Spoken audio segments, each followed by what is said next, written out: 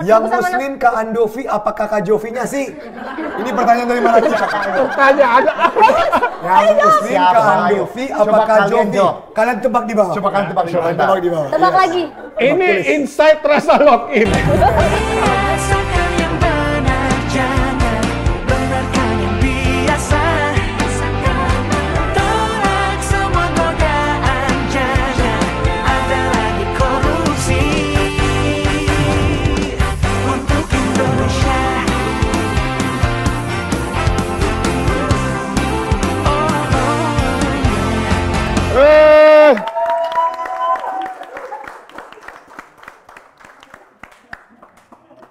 Halo semuanya, kembali lagi di Inside Talks episode 7, episode terakhir di tahun 2024.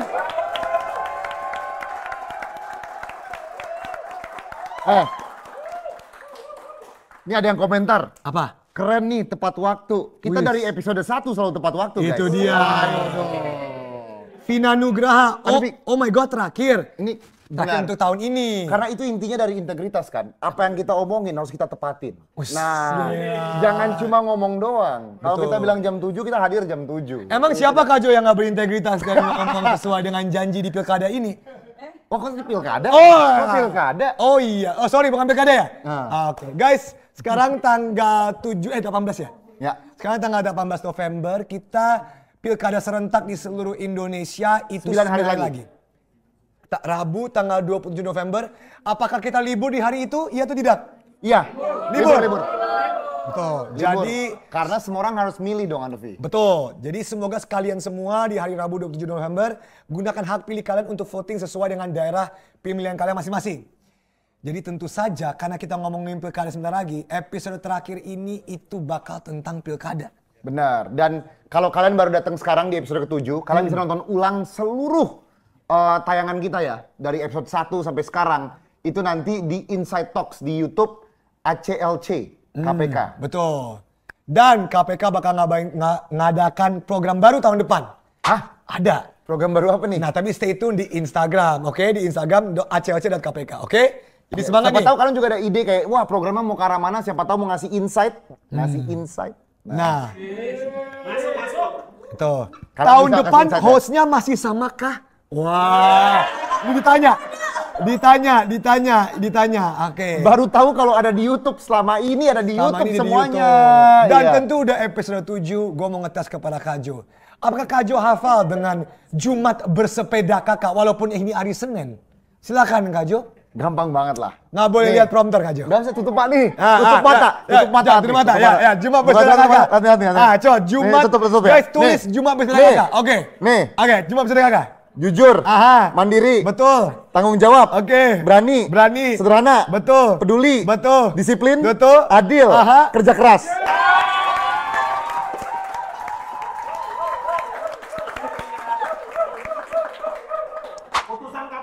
Betul. Dan hari ini saya dan Kak Jo mau mengumumkan. Beneran, betul, kita mau mengumumkan itu. Bener. Kan Pak betul. Presiden ada utusan khusus Presiden. Betul. Di nanti guys di Hakordia acara KPK nanti ya, Novi. Which is tanggal 9 Desember, betul? Di Hakordia. Hakordia itu apa Kak Jo? Hari Anti Korupsi Sedunia. Betul. Itu KPK punya utusan khusus yang bukan ditunjuk oleh KPK tapi ditunjuk oleh orangnya sendiri. Betul. Jadi Kita berdua menjadi utusan khusus KPK. Betul. Saya mengutus sendiri. Ya, jadi koruptor takutlah. Takutlah. Ada utusan khusus. Kerjaan kita cuma ngejar-ngejar siapa yang korupsi. Utusan khusus ya. Oke. Yaudah, ya, oke. Yaudah. Kita bahas lagi topik hari ini ya. Langsung saja. Ini pertanyaan untuk kalian semua di rumah Kak Jo. Apa? Siapa yang pengen masuk surga? Wah. Dah. Satu orang doang. Iya, itu dia. Satu. Betul. Semuanya. Ada yang mau masuk surga? Semuanya nggak ada yang mau masuk surga. Nah, soalnya yang Andovi dengar baru-baru ini sempat viral ya? Sempat viral bahwa kalau mau masuk surga itu ada syaratnya Kak Jo. Apa? Selain menjadi orang yang baik, selain menjadi orang yang tidak berdosa, harus syaratnya memilih calon pejabat tertentu. Katanya. Jadi ada yang pernah ngomong ya, salah satu pasangan calon kepala daerah atau kepala provinsi ya. Di mana silakan kalian Google sendiri. Pernah ngomong gitu kan, kalian kalau pilih saya, kalian akan masuk surga. Ya. Dan tentu karena itu Andovi akan pilih. Sederhana kan, kalian pilih saya mau masuk surga, saya pilih Anda. Nah, Tapi, itu tuh bener atau enggak Andovi? Ya. Ribet, ini kompleks ya? Ini kompleks. So kalau siapa tahu orangnya bener-bener bagus gitu kan, kalau kita pilih dia, Indonesia jadi semakin baik. Oh, tunggu. Ada bel dari surga tadi. Ada siapa ini? Ada siapa ini? Langsung aja. Mafia tolong dijemput, Mafia tolong jemput Mafia. Mafia tamunya datang belum? Siapa tamunya? Lah, kan Mafia yang tahu tamunya gimana sebenarnya. Langsung ada di poster tamunya. Mafia gimana? Udah dateng. Mau dibawa masuk nggak? Boleh, tolong bawa masuk. Sekarang ya? Guys, kalian Langsung. semua. Atau nunggu masuk surga dulu? Waduh. Guys, semua orang give a big round of applause untuk tamu kita, Pak Amir dan Habib Hussein Jafar. Halo, selamat datang. Halo, Pak Amir. Bertemu lagi di rumah ini. Silahkan duduk. Oke. Pak Amir sering banget kesini ya? Pak Amir pasti Pak Amir sering banget kesini. Betul. Jadi seperti yang kita Doyan. semua tahu, mungkin kalian semua udah tahu, Habib Jafar ini pendakwa dan penulis. Betul. Jadi biasanya tuh Ya. Bismillah dulu, baru syahadat. Oh. Ini saya, soalnya gua kalau diundang Iya. door to door itu biasanya login delivery. Oh. Gua punya paket login yang delivery door to door ke rumah. Oke. Mungkin bagi yang nggak paham konteksnya, saya dan Kajo kebetulan Katolik nih. Benar. Jadi Lu mungkin kebetulan? Katolik. Enggak, setahu gua ya, Katolik bagi orang Katolik itu kan kebenaran bukan kebetulan ya. Lebih paham Habib. Masa lebih paham Habib daripada Andovi? Kebetulan karena kemarin pas Paus datang, gue nggak ke GBK. Nggak ke GBK. Gila, gua aja ketemu sama Paus. Paul. Serius? Ketemu gua di Oh iya, Masjid bener. Istiqlal. Iya. Wow. Waktu itu Dan pertemuan lintas agama. kita nggak ketemu kali sebagai orang Katolik. Ya itu dia. Ada fatwa. Tapi mau nanya. Kalau mau login butuh air minum nggak? Enggak sih. Enggak sih ya. Tapi Butuh mau diambilin keyakinan minum nggak? aja. Butuh Boleh, keyakinan. boleh. Kalau dia Kalau nggak mau nggak apa sih? Boleh. Boleh ya. Boleh. Mau minum apa Pak Amir dan Habib? Iya. Kalau saya sih yang penting yang halal aja. Yang halal. Tolong air zam-zam 2. Oke. Langsung diambilin air zam-zam. Tapi tidak. Permisi. Terima kasih. Kenapa gua nyangkanya gua diundang ke sini untuk login? Iya. Karena bagi gua KPK itu kepanjangannya Komisi Pemberantasan Kafir. Nah, Orang yang menyimpang. kalau dipel berarti ini ya. Berarti nggak boleh. Siapa yang berani? Lu ngebelin Habib loh. Kan kafir kan orang yang menyimpang. Betul. Betul. Jangan Karena nggak kenapa? boleh ada. Iya. Karena itu beberapa tahun yang lalu ada buku yang diterbitkan bersama oleh NU dan Muhammadiyah. Oke. Dua ormas Islam terbesar bukan hanya di Indonesia tapi di dunia. Oh di dunia? Iya, yang memfatwakan secara bersama bahwa korupsi dan koruptor itu kafir. Jadi Komisi Pemberantasan Korupsi bisa juga Komisi Pemberantasan Kafir karena korupsi itu kafir.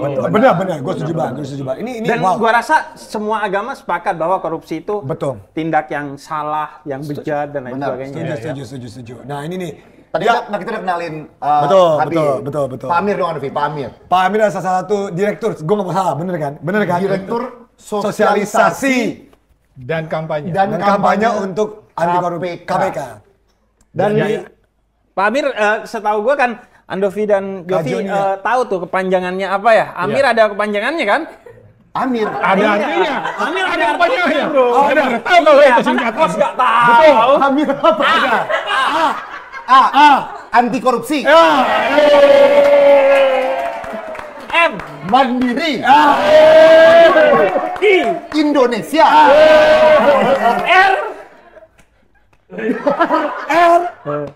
R. Luar biasa. Luar saya baru tahu kalau itu. Agak lelah ya. Iya, iya. Benar. Oke, jadi kita langsung to the point aja. Sebentar lagi Pak Amir, Habib, sebentar lagi 27 November pilkada. Dan salah satu hal yang mungkin dibicarakan orang-orang adalah soal apa yang tidak boleh dilakukan sama yang dibolehkan ketika kampanye. Ya. Dan Ada banyak lah. Ada banyak lah. Ada banyak. Ada money politics dan segala macam. Dan kebetulan karena ada Habib di sini, gua sama Kaju mau belajar nih. Apa sih yang nggak boleh? Apakah jualan agama itu boleh untuk menarik simpati atau tidak? Apakah ada aturannya? Langsung. Pertanyaan pertama langsung itu ya? Iya, ini pertanyaan pertama nih. Jadi boleh nggak Habib? Kita nih pas kampanye nih, kita jualan agama kita untuk narik simpati itu boleh nggak? Boleh. Iya, pada prinsipnya agama, suku, ras, bahasa, dan latar belakang lainnya itu kan identitas-identitas yang melekat pada setiap orang ya. Iya. Dan itu boleh saja menjadi bahan politik mereka, tapi tidak boleh dipolitisasi.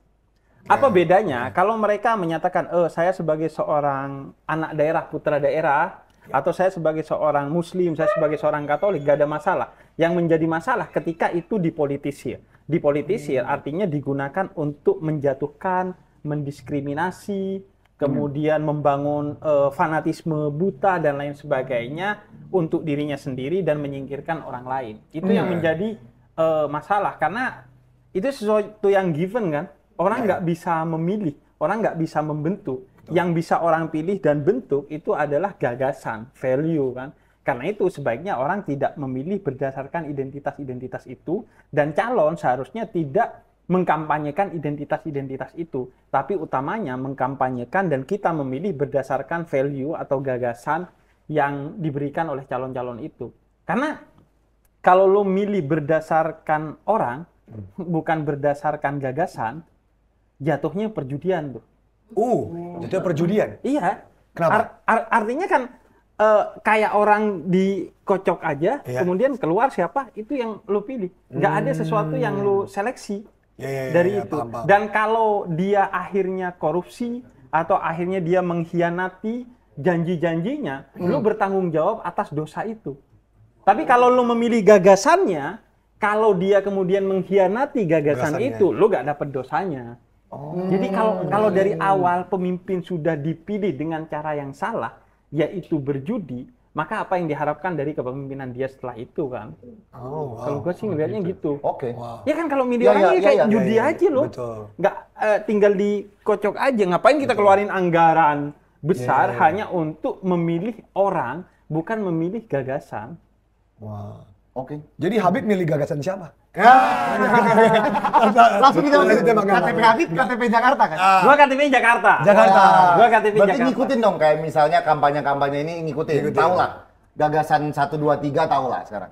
Iya, kalau gua sih lebih ke simbolnya yang gua lakukan itu paling dasar adalah pakai ChatGPT. Menarik. Iya. Serius, pakai Gua ChatGPT. pakai ChatGPT aja. Iya, gua track record mereka pakai ChatGPT aja tentang isu-isu yang dekat dan gua mengerti serta gua punya concern di sana. Jadi misalnya ya, Pramono Sidul, apa yang menjadi visi atau apa aja yang telah disampaikan oleh Pramono dan Sidul tentang misalnya radikalisme. Kemudian Ridwan Kamil misalnya. Ridwan Kamil, apa yang disampaikan oleh Ridwan Kamil dan Siswono tentang lingkungan. Kemudian Darmakun. Apa ya? Apa ya selain lingkungan dan radikalisme yang menjadi fokus gua? Mungkin politik uang.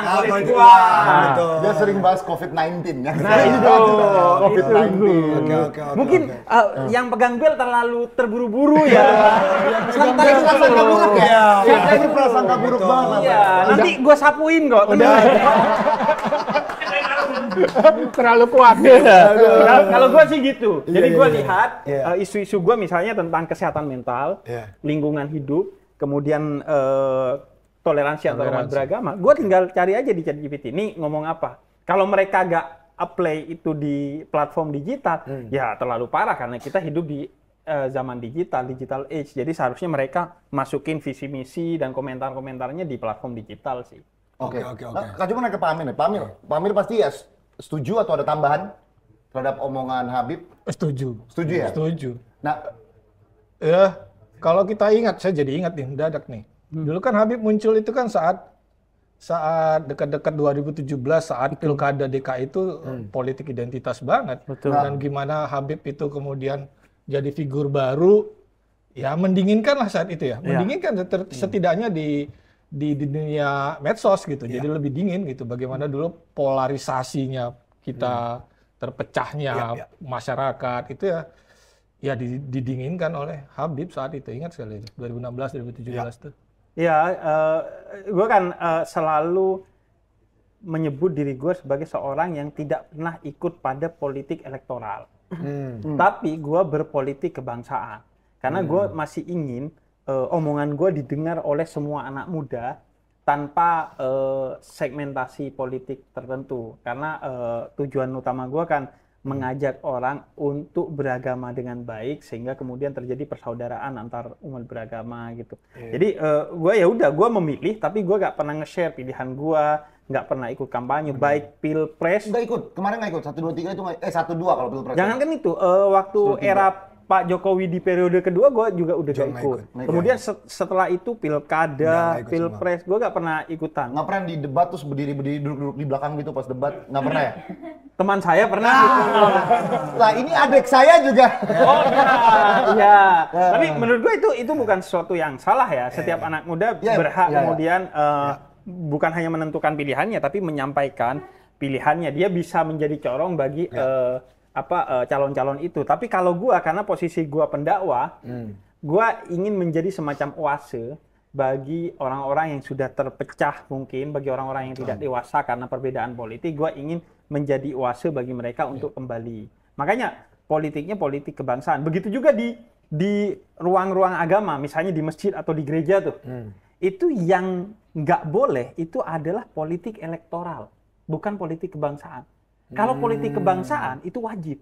Ya, wajib. Politik kebangsaan ngajakin orang untuk bersatu. Itu kan bagian dari politik Indonesia. Mencintai Indonesia. Sama kayak kalau di Islam ya. Ngomongin transaksi ekonomi di masjid nggak boleh. Oh wow. Tapi nggak boleh. Ya. Misalnya lo ngomongin, gua punya barang nih. Transfer dong. Iya.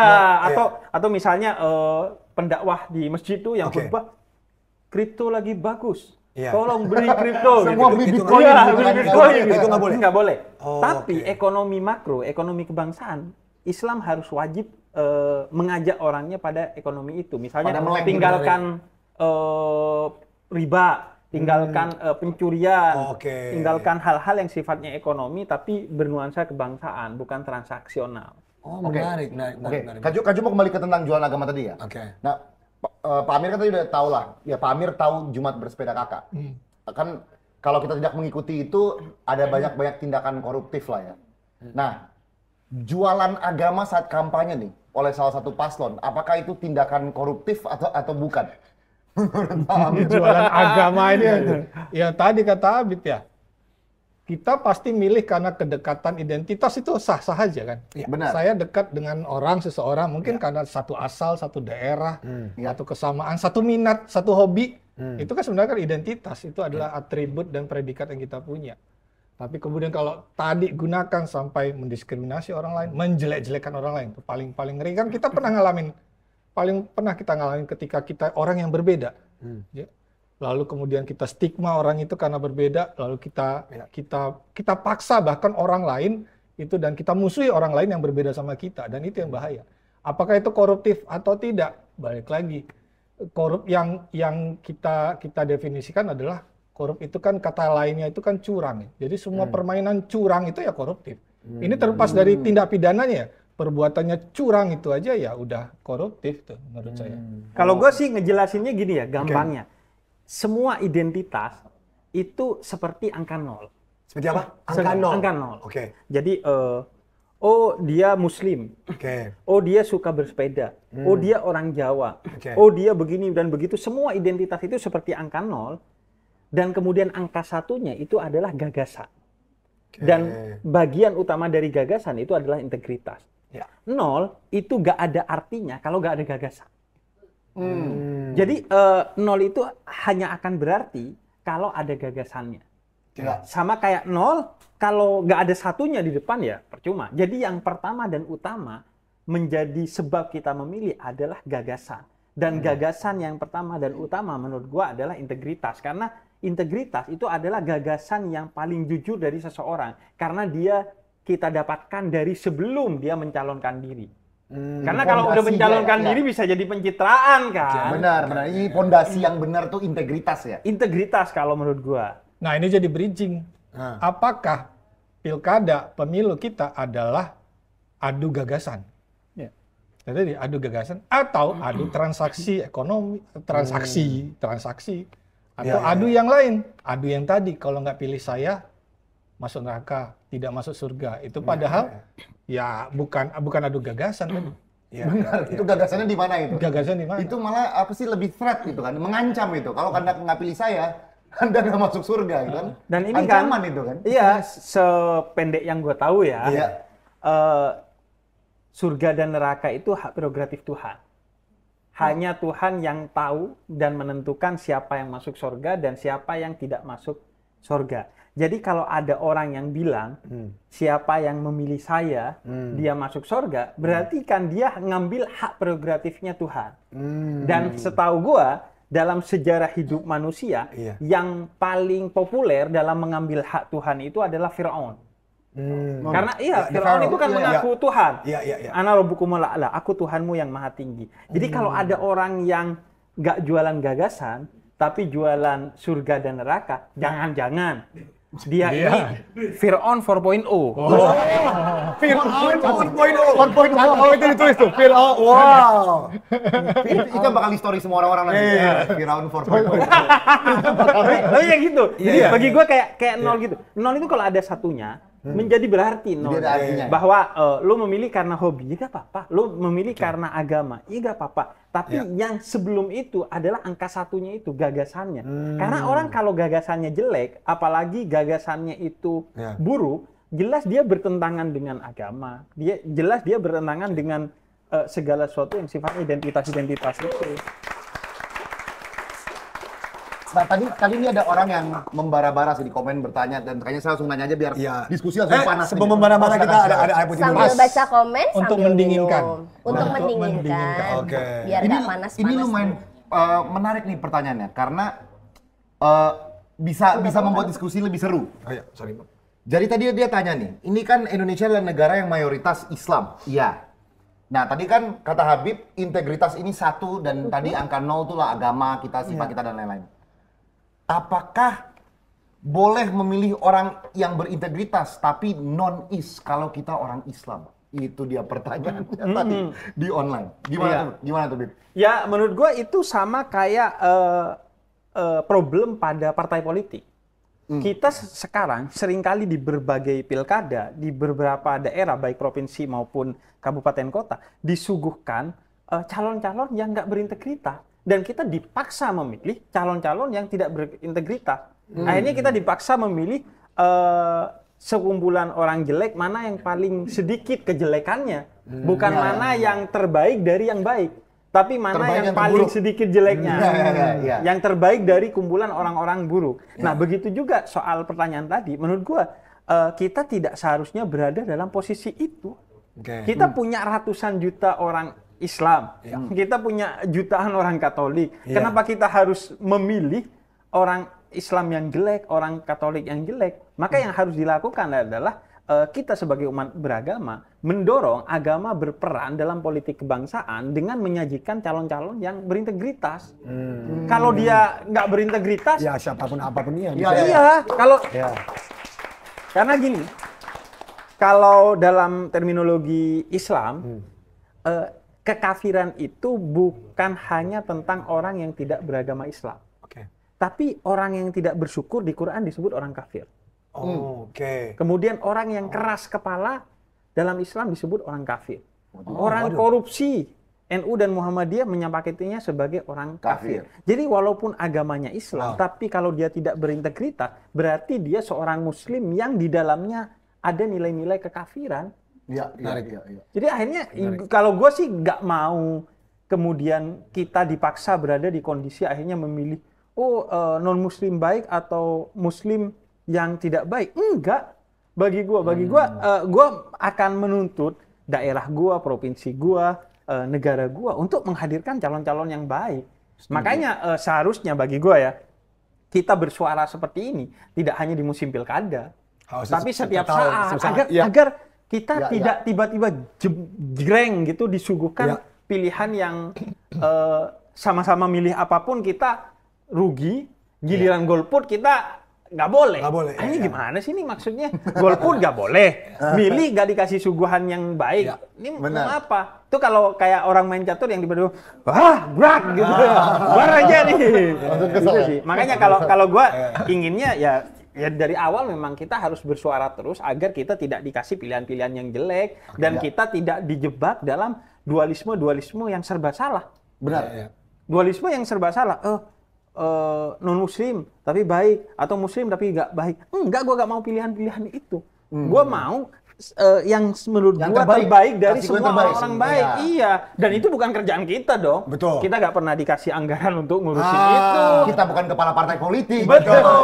Bukan kita menyuguhkan kan, bukan kita memilih. Iya, makanya seharusnya itu bukan hanya menjadi pertanyaan, tapi gugatan kepada ketua umum partai, kepada stakeholder bangsa. Jangan kita yang dijebak dalam pertanyaan itu. Makanya seringkali tokoh agama jadi bingung kan, serba salah. Karena menghadapi pertanyaan-pertanyaan yang dari awal studi kasusnya udah salah. Sehingga kemudian menghasilkan pertanyaan yang salah. Gue gak mau tuh dijebak gitu. Karena jebakan itu munculnya dari orang-orang yang sudah kita gaji dengan anggaran kita yang berasal dari pajak kita untuk ngurusin. Kok kita masih dikasih jebakan-jebakan yang nggak perlu gini? Iya. Apalagi pajak kita naik jadi 12%. Oke, lanjut.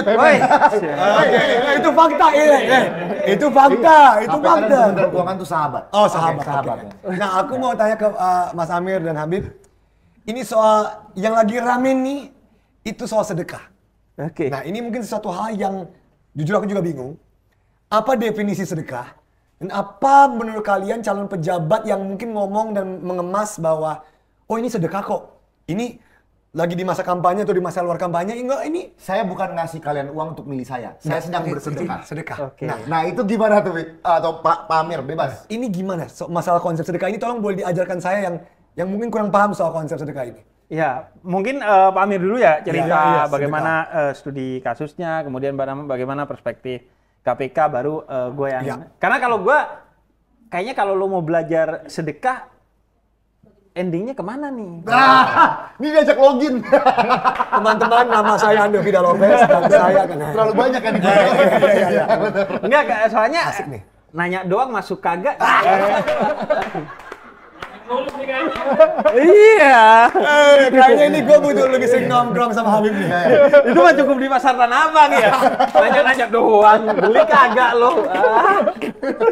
Coba Pak Amir. Nah, itu kan ada banyak berapa kejadian yang di berita itu, ada calon kepala daerah atau caleg, lalu kemudian dengan tanda kutip tadi, saya memberikan sedekah. Padahal di balik pemberian uang, barang kepada masyarakat tadi, pasti ada niat terselubung kan. Ada harapan agar orang yang diberi tadi itu memberikan suaranya pada si pemberi. Nah, itu balik nanti akan kita lihat nanti definisinya sedekah menurut Habib tadi. Apakah itu definisi sedekah? Kalau tadi sudah ada niat terselubung, ada harapan imbalan. Saya beri kamu sekian barangnya, maka saya berharap dapat dong suara dari kamu, dari Anda semua. Nah, menurut saya sih bukan sedekah itu. Itu namanya vote buying, beli suara itu. Beli suara. Nah, itulah politik uang itu menurut definisinya money politics di seluruh dunia. Bukan sedekah sih. Nah, kalau pada akhirnya itu politik uang, berarti itu sesuatu yang diatur oleh KPK untuk tidak diperbolehkan di pilkada. Di undang-undang pilkada. KPU itu tuh atau KPK itu? Di undang-undang pilkada. Undang-undang pilkada. Undang-undang Di atas pilkada lagi. dan undang-undang pemilihan umum. Iya. Dan KPK bisa menindak itu kalau ketemu. Tidak. KPK tidak menindak transaksi pemberiannya. Tapi KPK akan melihat sumber uang dari mana. Apakah pengumpulan uang ilegal? Karena banyak kejadian kepala daerah incumbent ketika mau tadi nyebarin uang itu minta setoran dari bawahan. Setoran kepala dinas. Jadi para petahana minta setoran dari bawahannya. Petahana pasti ngumpulin kan dari uang. Dari APBN nggak bisa dicolong tuh, minta setoran dari bawah. Itu dikumpulin. Baru nanti dia buat beli suara itu, vote buying ke masyarakat. Bisa saja tadi dengan dalih sedekah, dengan dalih ini uang buat tali asih gitu ya, uang dari sosial itu. Tapi pasti ada harapan imbalan. Jangan lupa nanti di bilik suara coblos saya atau sebagainya gitu. Ya ada itu. Oke. Berarti udah hilang definisi sedekahnya. Oh, oke. Iya. Kalau dalam Islam pertama ya, sedekah itu tidak mesti bentuknya duit. Oh, oke. Jadi bisa Barang. Tabassumuka fi wajhihi kalaka sadaqah. Waduh. Gua bacain bahasa Arabnya biar lu yakin gua habis. Saya yakin kok, saya yakin. Boleh. Jadi kata Nabi Muhammad, lu tersenyum Iya. kepada orang lain itu adalah sedekah. Jadi kalau Anda mengatasnamakan sedekah, ya udah senyum-senyum aja cukup kok. Iya, senyum aja. Oh, benar. Anda di baliho yang senyum-senyum itu udah cukup kok. Iya. Itu yang pertama. Kemudian yang kedua, kalau emang itu sedekah, boleh nggak sih gua nerimanya setelah ini aja? Setelah Sampai Ramai-ramai pilkada nih. Berani nggak lu ngasihnya? Setahu gua, sebelum ramai-ramai pilkada, lu gak ngasih sedekah nih ke gua. Kenapa tiba-tiba pas pilkada lu ngasih sedekah? Sedekah. Artinya gini, rakyat kita kan gak bodoh ya. Ya. Tidak bisa lu bodoh-bodohin rakyat dengan mengatakan, oh ini sedekah. Ya. Dan itu yang dimaksud dengan politisasi agama. Itu ya? Artinya mempolitisir agama. Bukan hanya menipu rakyat, tapi mencoba menipu Tuhan dengan pakai perangkat-perangkat yang agung yang diturunkan oleh Tuhan berupa agama untuk kepentingan diri mereka sendiri. Dan itu kalau dalam Islam yang seharusnya pertama kali diperangi, yaitu jihadun nafas. Perang terhadap diri sendiri yang egois, yang ingin memanfaatkan segala sesuatu, apalagi perangkat-perangkat yang diberikan oleh Tuhan secara mulia untuk kepentingan dirinya. Oke. Dan memang kalau dalam Islam di Quran disebutnya innama yataqabbalullahu minal muttaqin. Yang diterima oleh Tuhan termasuk sedekah itu hanya dari jalan-jalan yang baik.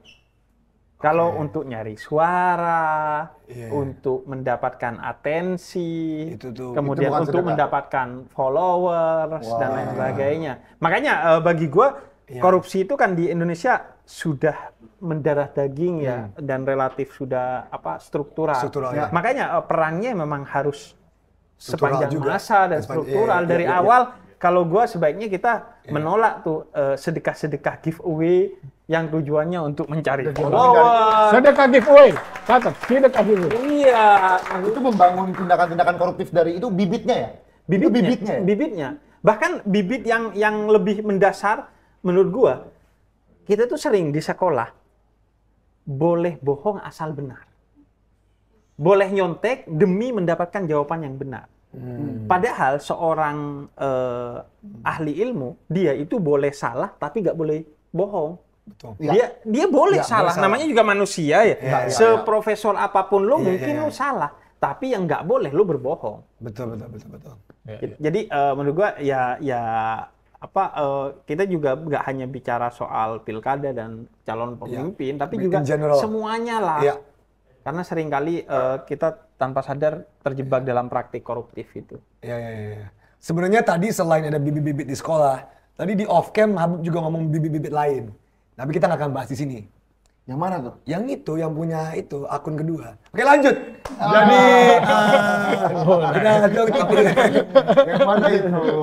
akun, oke. Ya akun inilah orang-orang yang punya akun anonim. Betul. Itu menurut gua itu bibit korupsi. Karena dia sudah tidak membangun integritas, tidak membangun tanggung jawab dari awal. Dia ngomong seenaknya tapi nggak mau tanggung jawab. Ya. Sama kayak orang ngambil duit tapi nggak mau resikonya. Resikonya yaitu lo harus bertugas. Kalau lo menerima duit untuk proyek ini, proyek itu, ya proyeknya harus lo kerjakan sesuai dengan kesepakatan. Ini kan enggak. Benar, ya. Korupsi kemudian akhirnya yang terjadi kan. Ya. Itu bentuk-bentuknya banyak ya di zaman kampanye yang berkedok sedekah atau agama ini tuh cuma tadi tuh misalnya Kasih barang, kasih barang. Apalagi ya, serangan fajar itu kan termasuk ya, Itu jelas termasuk vote buying itu. Bansos ya. Bansos. Wah. Nah, ini pertanyaan, ini pertanyaan yang wajib kita jawab. Iya kan? Bansos yang mestinya Iya. anggaran negara, sumbernya negara dari penerimaan negara lalu dijadikan semacam subsidi kan? Iya. Subsidi barang kekurangan, tapi kemudian subsidi itu didalihkan bahwa ini adalah pemberian dari orang-orang tertentu. Bahkan ada tuh yang jadi viral. Kamu kalau nggak pilih saya, daftar keluarga kamu dari penerima bansos saya coret. Luar biasa tuh. Gimana? Dicoret gimana? Daftar keluarga, kartu keluarganya nggak dicoret dari penerima Dari bansos. daftar penerima bansos, kalau nggak milih saya sebagai kepala daerah. Aduh. Ada viral tuh. Ya. Makanya menurut gua dari hal-hal dasar dan hal-hal kecil, tindakan koruptif itu harus dijauhkan dari kita dan kita lawan. Misalnya tadi, Iya. kita mulai tepat waktu, berarti kita nggak korupsi waktu tuh. Betul. Kita kan buang waktu kalian. Betul, Iya. karena kan kayak tadi, korupsi itu seringkali juga yang dilakukan pertamanya adalah waktu. Kayak bagi bansos itu bukan korupsi kan, tapi kalau pas pilkada waktunya, Ya. sedekah bukan korupsi. Tapi kalau pas pilkada kayaknya waktu itu menunjukkan bahwa itu tindakan koruptif. Jadi kan akhirnya kan permainan waktu itu menyebabkan sebenarnya kenapa bansosnya dibagi sekarang, kenapa nggak setelah pilkada gitu. Betul. Ya kalau alasan sih bisa banyak ya. Ada alasan yang waktu itu Pak Amir ngomong kalau sebelum masa-masa kampanye mereka memakai alasan, oh enggak ini sosialisasi, ya kan? Oh enggak ini saya lagi mensosialisasikan, saya nggak mengampanyekan, ini saya tuh ini loh, ini untuk kasih tahu. Saya kan? memperkenalkan diri gitu Saya kan. memperkenalkan diri, itu kan alasan-alasan yang dikasih kan? Karena di Undang-Undang Pilkada menyatakan yang disebut politik uang itu di Undang-Undang Pilkada hanya kalau pemberian uang di masa kampanye. Itu yang dipidana. Padahal definisinya setiap pemberian uang maupun hadiah yang tujuannya untuk mendapatkan suara dari orang yang menerima tadi dan suara diberikan kepada si pemberi, itu sudah definisinya politik uang. Makanya menurut gua kalau politisasi agama dilarang, tapi kalau politik agama itu wajib. Karena gini, giliran agama seharusnya digunakan dalam politik, mereka nggak gunakan. Yaitu apa? Tadi. Gimana tuh contohnya? Tadi kesadaran bahwa ini sebenarnya niat gua ini mau ngasih beneran atau ngasih karena ingin dipilih. Itu kan yang tahu antara dia dengan Tuhannya. Benar. Kalau dia sebagai hamba yang baik kepada Tuhannya, dia tidak akan melakukan itu. Nah, di sanalah seharusnya agama digunakan oleh mereka untuk mengontrol dirinya dari hal-hal yang sifatnya kesetanan tuh.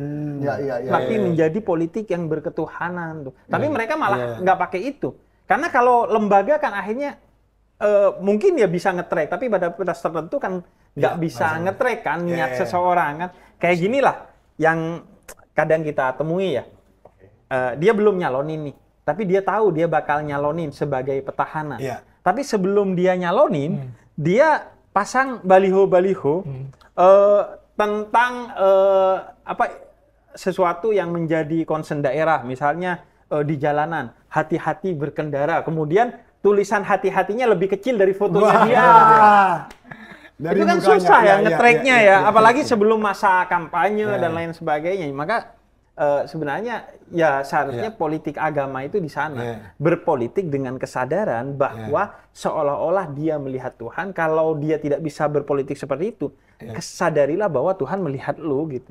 Wah, luar biasa. Luar biasa.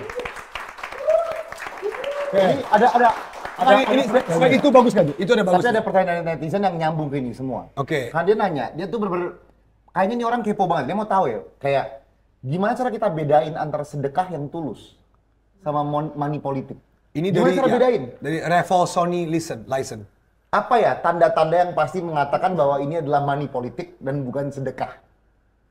Apa kata kuncinya di sini yang bisa kita pakai ini untuk membantu dia gitu? Ya tadi kontekstual waktu dong. Kontekstual Waktu. Di waktu kampanye ada muka-muka orangnya mungkin di barang yang dikasih. Sebenarnya ya orang Indonesia secara kebudayaan sudah cerdas untuk membedakan bahwa ini tulus dan ini tidak tulus. Misalnya orang Indonesia itu tahu persis kalau tiba-tiba ada tamu yang baik dan kemudian ngelus-ngelus dengkul, ada maunya. Kemungkinan pinjem duit setelah itu. Sebenarnya, kalau menurut gua, kita udah cukup cerdas secara kebudayaan untuk mengetahui mana pemberian yang tulus, mana pemberian yang tidak tulus. Tapi masalahnya, pemimpin yang koruptif itu lahir dari rakyat yang juga berparadigma koruptif. Dari awal kita tahu bahwa ini sebenarnya uang sogokan, tapi ya kita terima-terima aja. Itu kan yang jadi masalah. Nah, itu nyambung ke pertanyaan ini, Novi. Iya, Iya kan? Ini langsung nyambung ke pertanyaan ini. Betul. Kan ikan busuk dari kepalanya Betul. tuh. Kemudian pemimpin itu representasi rakyatnya. Dari Benar. awal kita Iya. nggak mau tegas menolak bahwa oh enggak Pak, saya nggak mau menerima beginian. Oke. Kalau ditolak, Iya. mereka juga akan sadar bahwa mereka nggak bisa bodoh-bodohin. Misalnya kemarin nih, ada salah satu calon yang gua apresiasi, karena gua apresiasi, gua nggak nyebut calonnya siapa. Oh, oke. Yang di Paham. Jakarta. Bagus. Dia datang ke rumah gua tuh. Ah. Kemudian dia itu rela lama ngebel rumah gua. Oh, oke. Lama ngebel. Jadi dia memberi waktu untuk Iya. apa? Sekedar izin masang stiker sekecil ini di tembok rumah gua di bagian depan. Oke. Untuk kampanye dia. Oke. Akhirnya gua gak ngasih izin. Nggak ngasih izin. Tapi Karena dia menurut rela gua, ngebel. iya, tapi dia ngebel kan dia bisa aja Ya, tempel taruh aja. langsung, ya udah, ya Nggak lupa. tahu juga kan. Iya, betul. Kalau yang marah paling cuman gua, tapi yang ngelihat kan ratusan orang yang lewat depan rumah gua. Jadi Betul. sebenarnya secara perjudian dia untung dong. Iya. Tapi gua respect karena dia masih Sopan santun, rela. ada sopan santunnya ya? Ada sopan santunnya dan lain sebagainya. Iya, Jadi dari awal gue bilang oh enggak, soalnya ngebersihinnya repot dan dia nggak ngasih dana untuk gue ngebersihin juga. Iya. Tapi dalam artian dari awal sebenarnya kita sudah bisa menilai. Niatnya baik dan kita bisa lihat. Betul. Dan gue Betul. justru jadi respect akhirnya. Paham. Karena dari awal Iya. dia sudah kelihatan dia Ada etika ya? Dari awal Iya. ada adab, ada etika. Gitu. Iya, kalau menurut gua di antara sesuatu yang kelihatan dan simple, calon yang sudah nimpel balihonya pakai paku ke pohon, udah pasti jangan dipilih karena dia nggak cinta nggak alam. punya kesadaran ekologi. Oke, ini Cakep tuh. Oke, ini lanjut Ini nyambung tadi ke pertanyaan tadi. Ini pertanyaan ini bagus nih. Ini sebenarnya lebih ke ada titipan dari para Gen Z. Ada titipan dari Gen Alpha juga. Gue juga milenial, gue nitip ini. Kalau uang politiknya kita terima, terus disedekain ke panti dan masjid, kita dapat pahala Ngabib. Nah, ini pertanyaan, ini serius. Ini mungkin banyak orang mengira itu ya gue menerima hal yang tidak baik, tapi kan gue kasih yang baik. Jadi baik dong. Ya. Nah, itu gimana? Jadi sebenarnya ada istilah khusus untuk itu. Oke. Istilah Istilahnya apa? tolol. Gue udah siap dengan istilah.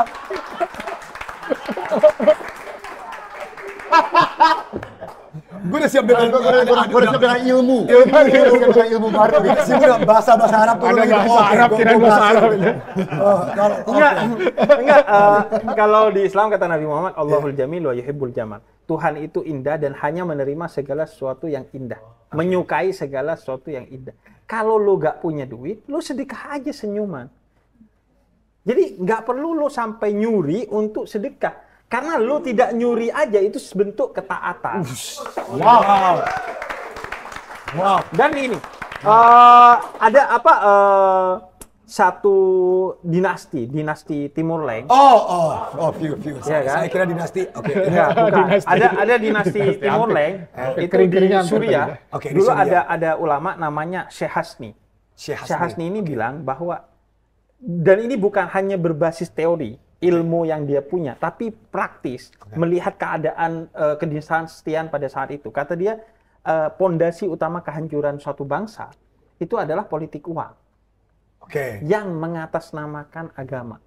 Bagaimana bukan hanya rakyat yang dibeli dengan uang suara-suaranya, tapi tokoh-tokoh bangsanya, entah itu tokoh agama, tokoh adat, tokoh budaya, dan tokoh masyarakat dibeli dengan uang untuk kemudian berpihak kepada sosok-sosok yang tidak berkompeten dan tidak berintegritas. Itu sebab kehancuran satu zaman. Dan memang ya begitulah. Kalau sudah rakyat dan pemimpinnya bersekongkol dalam keburukan, maka bangsa ini kan akan hancur sudah. Ya. Apalagi tokoh-tokohnya juga ikut bersekongkol. Karena itu menurut gua kita butuh tuh generasi muda yang memang terbebas dari semua itu. Karena kalau dalam salah satu riwayat di Islam, politik uang, korupsi, dan hal-hal yang tidak berintegritas itu seperti ikatan. Seperti apa? Seperti ikatan. Iya, Oke. kayak lo berbohong, Iya, itu iya. ikatan. Satu kebohongan harus ditutup dengan kebohongan-kebohongan lainnya setelahnya. Begitu juga kalau lo udah nerima uang dan ngasih uang, Uang, ya. pemimpinnya tersandra oleh rakyatnya dan rakyatnya tersandra oleh pemimpinnya dan akhirnya kayak UFC yang saling ngunci itu. Begitu satu gerak yang ini sakit, yang ini gerak ini sakit. Akhirnya negara gak bergerak, bangsa gak maju. Karena politik uang itu kan. Makanya kalau ada orang bilang, terima duitnya tapi jangan pilih orangnya. Itu dosanya 2 kali. Pertama, dosa menerima uang. Karena ar-rashi wal murtashi finnar. Orang yang ngasih uang korupsi dan menerima uang korupsi itu tempat duduknya siap di neraka, kata Nabi Muhammad. Kemudian yang kedua, ya lo munafik, bohong, bilang janji mau milih, tapi lo akhirnya nggak milih. Jadi jangan terima uangnya dan jangan pilih orang yang main politik uang. Dengar tuh ya. Jangan terima uangnya, jangan pilih orang yang ngasih uang itu ya. Dosanya 2 kali. Dosanya kan matematika dosanya kan 2 kali. Betul. Iya. Terima, lu bohong, itu ya. Lagi-lagi lah. Kaju, Anda jadi pengen ngobrol sama Habib di luar dari conversation. Secara tiba-tiba offline mau login. Pengen ngobrol aja, ini menarik. Dan seru kan kalau kakak adik beda agama tuh seru. Maka keluarga itu akan bertumbuh. Makin toleran ya? Iya, makin toleran. Karena gue pertama ketemu Andovi dan Jovi ini kayak aneh gitu. Kenapa? Karena kok bisa saudara itu akrab gitu. Oh enggak, ini cuma di depan doang. Nggak terjawab kan? Iya, sekedar konten doang. Benar. Wah, ini menarik. Enggak, soalnya kan agak susah ya. Gue tuh sama saudara-saudara gue enak-enak aja, berapa tapi nggak secair. Gue 4 bersaudara, cowok semua bersaudara. Iya, tapi nggak secair ini, kayak sungkan gitu untuk cair gitu tuh. Ya kayak kalau ketemu, gimana kerjaan? Tapi kayak apa? Kayak ya itu mungkin dari awal mungkin tradisinya berbeda ya. Ya mungkin. Langsung malah jadi canggung. Jadi apa? Oke, kita lanjutin. Kita lanjutin pertanyaannya. Habib tuh pernah bilang nih, nggak tahu ini ngomong di mana ya. Jangan pilih pemimpin yang punya syahwat berpolitik. Itu maksudnya gimana tuh, Bib? Dan ini ngomongnya pas Jadi ngomongnya di mana nih? Aku nggak paham. Di mana-mana? Mungkin waktu itu ngobrolnya sama Trilawan Muslim di konten sama Kominfo. Oke. Di era sebelumnya. Kalau sekarang kan Komdigi. jadi Komdigi ya. Komdigi. Nah, sekarang lagi berantas judol semua ya, lagi berantas. Lah ya benar. Berantas judol. Lagi nih berantas judol. Oh, dia ngomong oke. Anda pro judol. Kan lo mau berantas judol. Kita mau berantas judol. Kenapa dia keren? Anda nggak korupsi tapi judol. Sama aja, dosa-dosa juga. Cuman gini, iya gue pernah ngobrol itu sama Trilawan Muslim waktu itu. Karena gue mengasumsikan kalau dalam Islam cara memilih pemimpin yang berintegritas itu seperti cara memilih imam dalam sholat. Oh, oke ini kita kurang paham. Gue belum pernah milih imam dalam sholat. Tolong bantu saya. Nah itu. Jadi kira-kira seorang imam itu harus seorang yang berintegritas. Oke. Dan salah satu poinnya bisa kelihatan dari seorang imam itu adalah seorang yang didorong, bukan yang tiba-tiba maju sendiri. Jadi dia dipilih oleh makmumnya karena makmumnya sepakat bahwa inilah orang yang paling baik dan berintegritas untuk menjadi imam bagi kita. Makanya imam sholat itu juga diatur adabnya adalah orang yang paling dicintai oleh makmum-makmumnya. Nah kalau lu tiba-tiba iye aja maju, aja, kemudian jadi imam, kayaknya lu gak pantas deh. Jadi kalau dia punya nafsu untuk menjadi imam, berarti dia bukan imam bagi kita. Karena seorang imam seharusnya tidak memiliki nafsu. Dia dipilih bukan kemudian secara semena-mena menjadi imam. Makanya kalau dulu gue ketika di pesantren, di kampung, itu imam itu yang memilih makmumnya. Karena itu sosok yang terbaik. Tapi belakangan, kalau gue sholat di beberapa tempat, misalnya di bandara. Imamnya itu bahkan kadang berebut tuh. Ada orang yang seenaknya maju, dan biasanya yang seenaknya maju itu nggak pantas jadi imam. Bacaannya Biasanya minimal bacaannya sok panjang tuh. Padahal seharusnya kalau lagi jadi imam, seharusnya bacaannya yang pendek. Karena lu nggak tahu kondisi makmumnya, mungkin ada yang buru-buru, karena di bandara kan. Di bandara ada flight. Iya, ada flight, atau mungkin ada yang sakit kalau berdiri lama. Jadi gitu. Jadi kalau yang punya nafsu itu jangan dipilih. Makanya pemimpin-pemimpin terbaik dalam Islam adalah pemimpin-pemimpin yang ketika dia dipilih bukan memilihkan dirinya ya. Apalagi memilihkan lanjut ke yang lain. Jadi ketika dia dipilih itu dia berkata innalillah. Innalillah itu kata-kata duka kalau dalam Islam. Jadi bukan kata-kata suka. Karena dia melihat kepemimpinan itu sebagai amanat, bukan sebagai privilege. Ketika lo dipilih nih jadi pemimpin, innalillah. Kalau mau tepuk tangan aja. Tapi takut-takut gitu. Makanya giliran ngebel aja. Jadi gitu. Sebenarnya kalau lo mikir ya. Kalau orang tidak memiliki nafsu, tapi hati yang tulus, sebenarnya dia berat loh jadi pemimpin. Kan iya, kerjaannya banyak, tanggung jawabnya besar, gajinya nggak seberapa. Benar. Mending kalau orang yang pragmatis, daripada jadi pemimpin negara, mending jadi pemimpin perusahaan lah. Iya, benar. Gajinya gede, bisa dapat saham. Kalau jadi pemimpin daerah atau pemimpin negara, ya kalau nggak korupsi, dapat apa dia? Gaji doang mah ya tidak apa? Nggak bisa segede. Iya, nggak bisa segede dengan yang pengusaha artinya. Kecuali daerahnya dia jadiin usaha. Betul. Jadiin usaha dia ya. Betul gitu. Kan. Bahkan kalau di Islam rentetannya banyak tuh. Di antaranya kalau di Islam untuk mencegah tindakan koruptif itu gosop aja nggak boleh. Gosop itu meminjam sesuatu yang tanpa sepengetahuan pemiliknya, meskipun lo balikin lagi. Jadi misalnya gue pinjemin ini. Yang sering tuh di kantor misalnya. Di kantor, lo mau sholat, lo harus buka sepatu dan biasanya ganti sendal japit kan. Nah, sendal japit itu tidak semua orang punya. Ada beberapa orang biasanya sekretaris atau bendahara tuh di kantor punya tuh karena dia rajin tuh. Atau cewek. Nah, kita main pakai aja wudhu kemudian kita balikin lagi.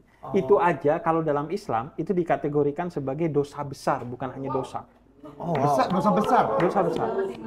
Minjem loh, itu minjem. Padahal dibalikin. Tapi lo nggak ngomong dan nggak mendapat izin dari si pemilik barang. Jadi sejak sekecil itu udah diberantas kalau dalam Islam. Nah tuh yang suka sholat tuh mau minjem sendal temen tuh siapa tuh tanpa ngomong. Kalau ngomong boleh, Kalau ngomong gue mau minjem, iya boleh. Mungkin itu yang menyebabkan kalau ke gereja pakai sepatu aja ya. Biar nggak diambil orang. Udah punya kita. Ya gua kan pernah ditanyain sama Onan, "Dir, kenapa kalau di masjid kadang sendal hilang, kalau di gereja nggak ada?" Ya di gereja pakai sepatu. Bener.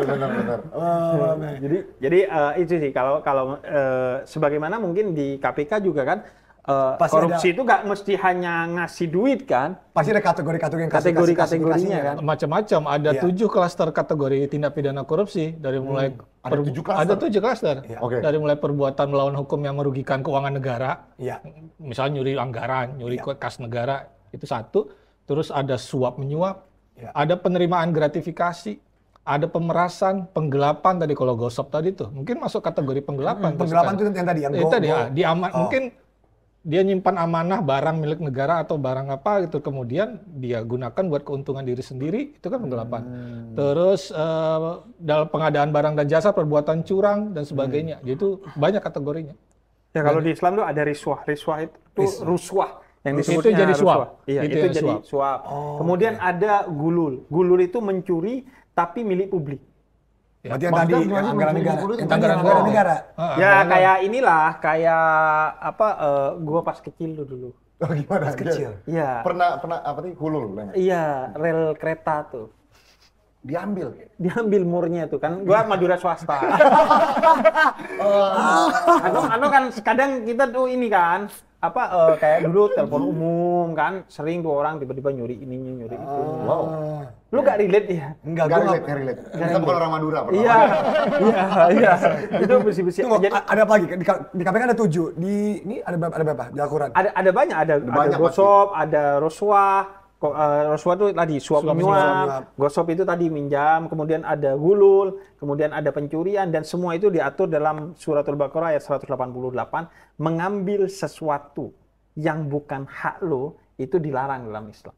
Pokoknya semua praktek mengambil haknya, baik sementara ataupun seterusnya, baik kecil maupun besar, baik atas nama ini maupun itu, semua mengambil sesuatu yang bukan haknya itu sesuatu yang batil. Al-Baqarah berapa tadi? 188. Itu kan harus ditaruh di depan semua kementerian Indonesia deh. Oh, Harus ditulis besar-besar. Biar semua orang paham itu kan. Keluar masuk kantor tiap hari. Sebenarnya kan semua pemimpin yang dari agama Islam udah disumpah pakai Al-Quran bahkan. Bukan Al-Baqarah doang. Iya udah. Satu buku ya. Iya. Tapi mungkin dia lupa, Al-Baqarah 188 dia lupa. Mungkin dia lupa bagian itu. Iya, itu inilah sok lupa kan. Sok lupa ya. Iya, karena kan tindakan keburukan itu sumbernya kadang kebodohan, tapi kadang adalah egoisme. Jadi sebenarnya dia tahu, tapi dia melawan itu. Makanya menurut gua tadi pemimpin yang baik, yang politik agama artinya menghadirkan Tuhan dalam kepemimpinannya dia. Ketika dia mau bikin kebijakan, dia sadar bahwa Tuhan tahu lo soal ini. Lo bisa menipu rakyat, tapi lo gak bisa menipu Tuhan. Ketika mau memetakan anggaran, lo sadar bahwa Tuhan tahu ini. Lo bisa menipu KPK, tapi lo gak bisa menipu Tuhan. Kesadaran itu yang menurut gua penting. Yang akhirnya mendidik kita menjadi berintegritas. Dan kalau udah ngomongin integritas, maka pertanyaan yang tadi di awal soal identitas agama menjadi gak relevan. Betul. Karena Nabi Muhammad itu dipilih menjadi pemimpin Madinah karena integritasnya, bukan karena agamanya. Yang milih Nabi Muhammad itu orang Nasrani dan orang Yahudi. Dan karena beliau sadar sebagai pribadi yang integritas, maka beliau menegakkan hukum itu sesuai dengan integritasnya. Makanya ketika bikin hukum, bikin yang namanya Piagam Madinah. Piagam Madinah itu nilai-nilai yang bersumber dari Quran, tapi untuk kebaikan semua orang. Jadi melindungi orang Nasrani, melindungi orang Yahudi, apapun agamanya, dilindungi dengan baik, diposisikan sebagai warga negara yang setara, dan bahkan Nabi Muhammad katakan, kalau putri saya Fatimah mencuri, saya sendiri yang akan memotong tangannya. Sebenarnya Nabi Muhammad aja sebagai leader tertinggi dalam Islam, itu memantaskan dirinya sebagai pemimpin dengan integritas, bukan dengan agama. Tadi Kak Jo tangkap sesuatu sih. Jadi kalau ada anak yang bertingkah, bapaknya akan melakukan sesuatu. Jadi itu yang Kak Jo tangkap dari pembicaraan tadi. Nah, banyak panjang. Dia mengambil kesimpulan. Terserah itu kan kesimpulan dia. Kesimpulannya kalau ada anak seseorang bertingkah, ada anak. Nah, itu baru ngerti tuh. Baru ya, agak lama tadi ya. Agak delay dikit. Yang jelas udah pasti ujaran gua dan kesimpulan Kak Jo berbeda. Karena agama kita aja berbeda. Oke, tadi ada satu orang pertanyaan jebak, tapi siapa tahu bisa dijawab. Ini pertanyaan jebakan juga nih, pertanyaan jebakan. Kalau semua paslon ngasih duit, milih siapa? Itu gimana tuh? Kan dia harus milih, katanya nggak boleh golput. Itu great question. Terus semuanya ngasih duit, gimana dong?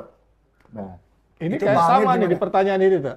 Iya, asal-asalan dalam milih pemimpin. Asal-asalan dalam memilih pemimpin. Iya, Itu kan termasuk- sebenarnya kita dihidangkan sama pemimpin-pemimpin yang kita dipaksa kan untuk milih Iya. pemimpin-pemimpin yang tadi tuh. Yang nggak punya pilihan lain selain itu. Betul. Saya ingat, mungkin Habib nanti bisa jelasin, ketika Nabi Muhammad meninggal, kan kondisi gelisah. Siapa pemimpin seterusnya ketika Nabi Muhammad meninggal? Lalu kemudian cara mengerucutkan pilihan adalah satu majelis namanya Al-Ahli wal Ahli. Oh, iya. Al-Ahli wal Ahli. Jadi yang memilihkan dan menghidangkan pemimpin bagi umat itu bukan sembarang orang. Dia adalah ahlinya ahli. Jadi sekelompok orang ilmuwan, ulama, orang-orang yang berkompeten yang memilihkan memilihkan opsi-opsi pilihan. Sehingga dapat nama Khalifah Abu Bakar, Umar. Jadi mestinya umat harus dipilihkan opsi-opsi pemimpin yang baik. Jadi sehingga umat itu masyarakat nggak ada pilihan lain. Apalagi kalau orang lain, orang yang mau dipilih itu tadi ngasih duit, tawaran. Berarti kan yang kondisi yang berat adalah kita sebagai masyarakat. Masyarakat akhirnya kita yang rugi. Salah siapa? Salah yang ngasih hidangan opsi-opsi itu. Kenapa pemimpin yang harus kita pilih orang-orang seperti itu? Gitu. Iya, kalau gue sih gini, pada prinsipnya, kalau calon-calon pemimpinnya tidak berintegritas, maka paling tidak kita pemilihnya harus berintegritas. Agar kita... salah satu harus ya? Gitu. Salah satu harus, ya. Agar kita bisa meneladankan, mengajarkan, bahkan pada titik tertentu memaksa pemimpin-pemimpin kita untuk berintegritas. Jadi kalau memang semuanya main politik uang, maka yang harus kita lakukan adalah pertama, menolak politik uang itu sendiri. Jadi saya nggak mau nerima duit. Saya cuman titip ini dan itu. Gue sering tuh, kalau gue di acara-acara tertentu di mana kemudian ada calon yang hadir, gue sering tuh, biasanya yang gue titipkan adalah isu moderasi beragama dan isu kesehatan mental. Karena gue sedang fokus di dua isu. Pak, kalau Bapak terpilih, saya titip tentang moderasi beragama dan kesehatan mental ya. Nah, jadi pertama yang harus dilakukan adalah menolak politik uangnya. Agar lu terlihat integritasnya di mata orang ini. Paling tidak suatu hari lu bisa menggugat, dan orang ini paling tidak nggak enak, malu sama lu. Karena lu nggak menerima suap mereka dan lu berintegritas di mata dia. Kayak yang sering gue lakukan di grup-grup WhatsApp misalnya. Gue tuh sering mendesain grup WhatsApp agar nggak jadi ruang dengung. Jadi misalnya isinya orang Islam semua, dimasukin tuh orang yang non-Muslim agar minimal malu atau takut untuk gibahin agama lain karena ada non-Muslim ini. Gue sering tuh menampilkan diri sebagai seorang Muslim yang baik agar kemudian ketika orang mau bilang, oh Islam itu kok begini dan begitu, itu hanya oknum, buktinya gue enggak gitu misalnya. Nah pertama itu kita harus berintegritas, dan yang kedua kalau emang kita nggak bisa milih orangnya, ya kita pilih visi misinya. Agar setelah dia terpilih nanti kita bisa minta dia untuk membayar janjinya. Jadi paling enggak kalau nggak bisa milih orangnya, milih janji-janjinya untuk kemudian kita minta pertanggungjawaban atas janji-janjinya. Dan memang menurut gue ya reformasi atau bahkan revolusi ini kan butuh waktu ya. Jadi mungkin pertama kita ya memang nggak menemukan orang yang berintegritas, paling tidak janjinya itu yang berintegritas. Dan semua revolusi harus diawali dari diri kita sendiri. Paling tidak kitanya berintegritas. Minimal kalau kitanya berintegritas, pas dia jadi pemimpin, kita tagih, dia itu respect sama kita. Dia malu sama kita, dia akhirnya paling tidak kepada kita dia tidak berani main-main, tidak berani menipu. Nah, kita butuh tuh orang-orang yang seperti itu, yang akhirnya menjadi mitra bagi pemimpin yang terpilih. Entah mitra di dalam sebagai bagian dari kepemimpinannya, atau mitra di luar sebagai check and balancing kepada mereka. Pak, kalau gini sih, kalau gitu. Mereka pasti malu lah. Nah, kalau udah digituin aja belum malu, ya kita banyak hal tegas yang bisa kita lakukan lah, misalnya lapor ke KPK, lapor ke kepolisian, ke pihak-pihak yang berwajib kalau udah parah gitu kan. Iya. Dan Mas Amir, hal berintegritas yang bisa kita lakukan, ini waktu itu aku pernah dengar di salah satu podcast kita sebelumnya deh. Kita bisa, kalau kita dapat uang pas saat kampanye ya, itu kita boleh nggak sih laporin ke Bawaslu, atau malah kita kelihatan kayak cepu atau apa gitu? Saya terima uang sebesar ini dari paslon ini gitu. Iya, Bawaslu tuh setahu saya memang mengkampanyekan itu. Jadi setiap ada sekali kita terima duit, boleh lapor ke dia kan? Iya, ada perilaku yang menawarkan itu, harus laporkan itu. Tapi nanti kita diteror. Saya udah kasih kamu duit, kamu malah berisik ke Bawaslu gitu kan. Itu gimana tuh? Mestinya itu dilindungi oleh hukum. Oke. Karena ada beberapa kejadian, kejadian berapa tahun lalu soal Pilkada 2020 kalau saya nggak salah. Ada perilaku tadi, tidak hanya menyebarkan kepada masyarakat, tapi ketika calon tadi sudah mengumpulkan setoran-setoran dari bawah, itu lapor ke KPK. waktu itu. Dan kita lindungi kerahasiaan identitas si pelapornya, kita lindungi, dan kemudian ya kita ungkap ternyata memang si petahana tadi memang mengumpulkan uang secara ilegal dan tujuannya memang buat membayar tim-tim sesnya di lapangan untuk beli-beli suara tadi. Jadi mestinya kewajibannya si aparat penegak hukum ketika terima laporan itu lindungi si pelapor, bukan malah didiskriminasi atau malah identitasnya dibuka. Identitas pelapor itu harus dilindungi, harus ditutup, dirahasiakan. Itu kewajiban aparat penegak hukum itu. Dan sejauh ini KPK nggak pernah membocorkan identitas pelapor. Dan Bawaslu kalau terima laporan itu juga jangan dibocorkan identitas pelapor itu, dan malah mestinya ditindaklanjuti siapa yang memberikan dan siapa tim-tim yang bergerak untuk beli suara itu. Mestinya begitu.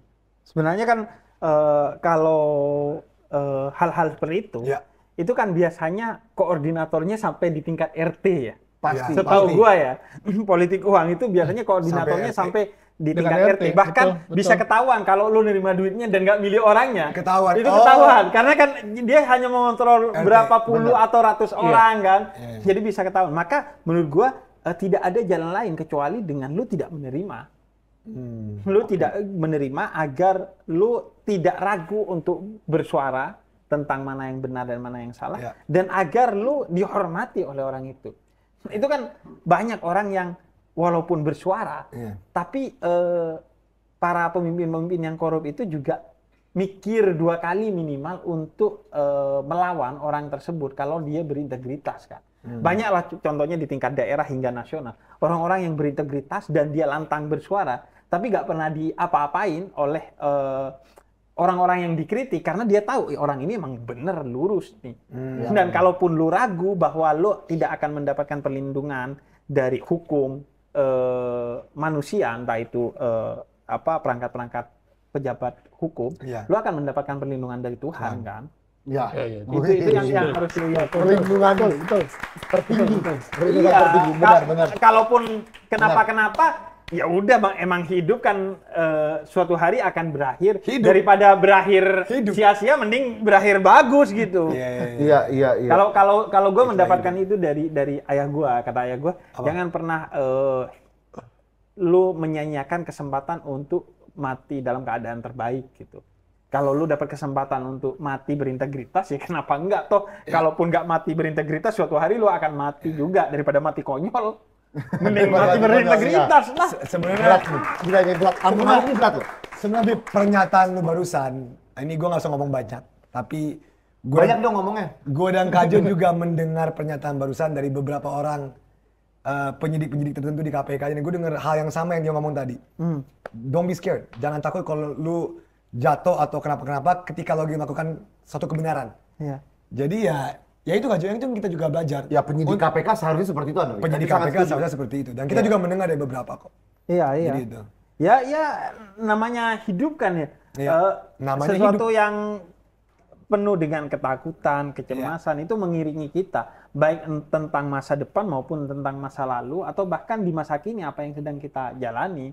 Maka akhirnya kan keberanian itu menjadi satu value yang harus ada pada kita. Lu jujur kalau nggak berani, ya lu hanya bisa menyelamatkan diri lu, tapi nggak bisa menyelamatkan orang lain. Wow. Makanya ada berani di Jumat bersepeda kakak. Ada berani di situ. Ada beraninya. Berani mengatakan yang hak itu hak, yang batil adalah batil. Jadi, ya itu kuncinya. Bagaimana lu berani untuk ngomong ini dan itu. Dan kunci utamanya menurut gua adalah integritas. Misalnya orang sering nanya ke gua, Bib lo kok berani sih ngobrolin tentang toleransi, padahal itu bisa aja lo menyinggung orang non-muslim, menyinggung orang-orang tertentu gitu. Ya kata gua karena gua punya integritas. Orang punya trust karena gue punya integritas. Orang tahu bahwa gue dari awal mengkampanyekan ini untuk toleransi dan persaudaraan antar umat beragama. Sehingga ketika gue bercanda tentang fenomena keberagamaan, bukan agamanya. Keberagamaan.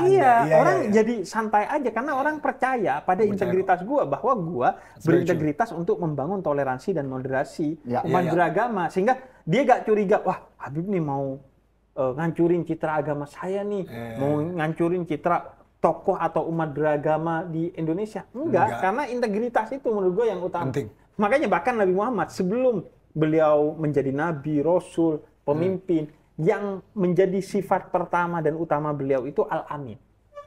Pribadi yang berintegritas. Itu yang kemudian membuat orang mau ngomong apa aja percaya, karena beliau tidak pernah berbohong. Mau ngasih keputusan apa percaya. Karena beliau memang pribadi yang berintegritas gitu. Nah, itu yang harus dibangun oleh kita, dan itu tidak mudah dan butuh waktu lama. Makanya kalau dalam Islam kullukum ra'in wa kullukum mas'ul an ra'iyatihi. Sebelum lo memimpin orang di luar sana, lo harus menjadi pemimpin bagi diri lo sendiri. Itulah mengapa pemimpin yang harus kita pilih adalah pemimpin yang sudah mensukseskan kepemimpinan atas dirinya. Itu yang disebut dengan track record, rekam jejak. Betul. Apalagi sekarang mudah banget kan pakai jejak digital. GPT tinggal ngecek doang dia. Iya. Gila. Guys, tepuk tangan sekali lagi dong. Untuk Habib dan Pak Amir, ini benar-benar daging semua ya. Setuju daging. Gua merasa daging semua. Kolesterol gitu. Kebanyakan daging ya. Untuk episode terakhir di tahun ini, gue merasa sangat bahagia. Iya. Karena mendapatkan banyak hal. Ini Bang, kolom komentar itu sangat berapi-api, orang tuh selalu bertanya banyak ya. Ya. Apa komentar? Wah banyak banget ini. Apa mungkin sekarang kita ke pertanyaan-pertanyaan dari para penonton, para kawan aksi di rumah? Apakah ini saatnya? Ya, oke. Pertanyaan-pertanyaan dari para kawan aksi akan dibawakan oleh Mafia. Mafia, tolong kita masuk Mafia. Mafia. Ini pertanyaan-pertanyaan dari kawan aksi di rumah. Oke, Mafia, pertanyaannya ada berapa? Gua boleh muji Mafia dulu nggak? Boleh, Boleh dong. Ya, Apa jadi tuh, Habib? jadi gue Bentar, suka. Behave dulu.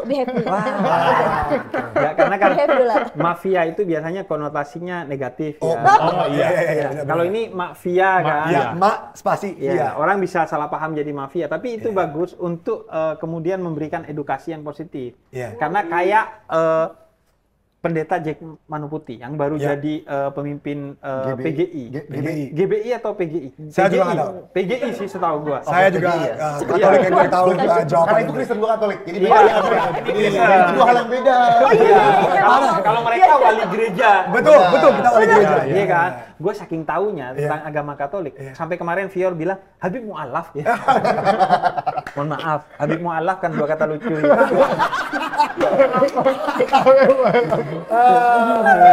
Habib mah lahir udah Islam.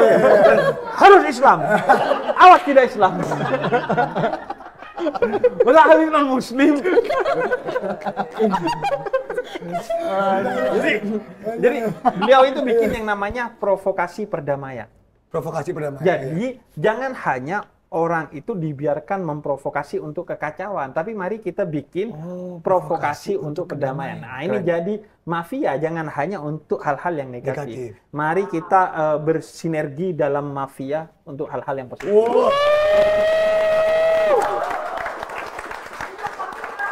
Awas ya kata-kata keluar. Nggak, awas nih kata-kata berikutnya yang keluar negatif, awas.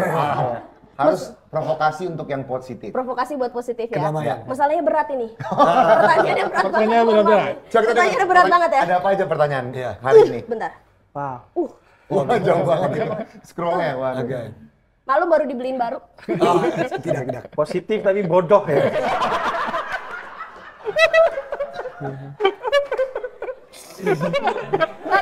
Habis disanjung di belakang. Belajar ini Habib cara pakainya gimana gitu kan. Oke. Pertama kali nih pakai IP ya, IP. Iya bener. Kok bisa punya IP kan nggak bisa masuk Indonesia? Apanya? Wah, Ini bukan yang baru Habib, yang lama. Katanya baru tadi.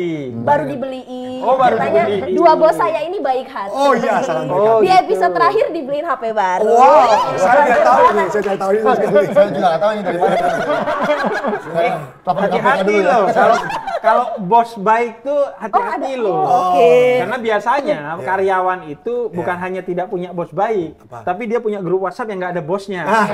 Untuk gibahin ketidakbaikan bosnya dia. Hati-hati ya. Tolong jangan dikasih tahu. Kan seharusnya gini ya. Kembali. Karena kameranya kan di sana. Makanya begini, biar tetap kelihatan. Karena kameranya di sini. Mau nanya dulu nggak nih, jadi nggak? Iya, jadi. Oh jadi. Pertanyaan pertama. Istilah. Haram sih. Belum ya? Oh, belum. Jawabannya itu.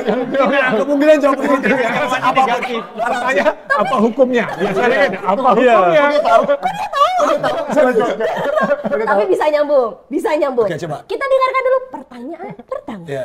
Pertanyaan pertama dari Arnold Jayendra. Nah, Arnold Jayendra. Oke. nanyanya gini, apa benar politik identitas itu salah? Masih Haram ada sih. lagi? Masih ada lagi. Sementara yang namanya identitas itu melekat identik dengan diri kita.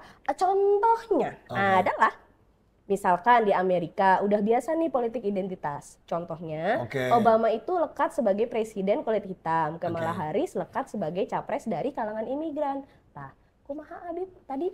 Ya. Nyambung nggak sama jawaban tadi? Iya, Tadi sama sebenarnya aja. terakhir Jadi 01. politik identitas nggak ada masalah. Tapi politisasi identitas dalam pengertian konotasi yang negatif itu menjadi masalah. Misalnya pilih saya karena saya kulit hitam, lantaran kulit putih itu begini dan begitu dalam narasi yang negatif. Benar. Atau karena hanya kulit hitam Benar. yang benar. Dan biasa Kamala Harris bahkan bukan hanya soal imigran, tapi kan bahwa beliau perempuan misalnya kan, permainan soal gender, agama, suku, warna kulit dan lain sebagainya, itu nggak ada masalah. Tapi ya tadi ya, itu seperti angka 0 yang kalau kehilangan angka satunya, dia hanya kumpulan 0 yang tidak ada berarti dan satunya itu gagasan. Mau lo kulit hitam, kalau lo nggak punya gagasan ya.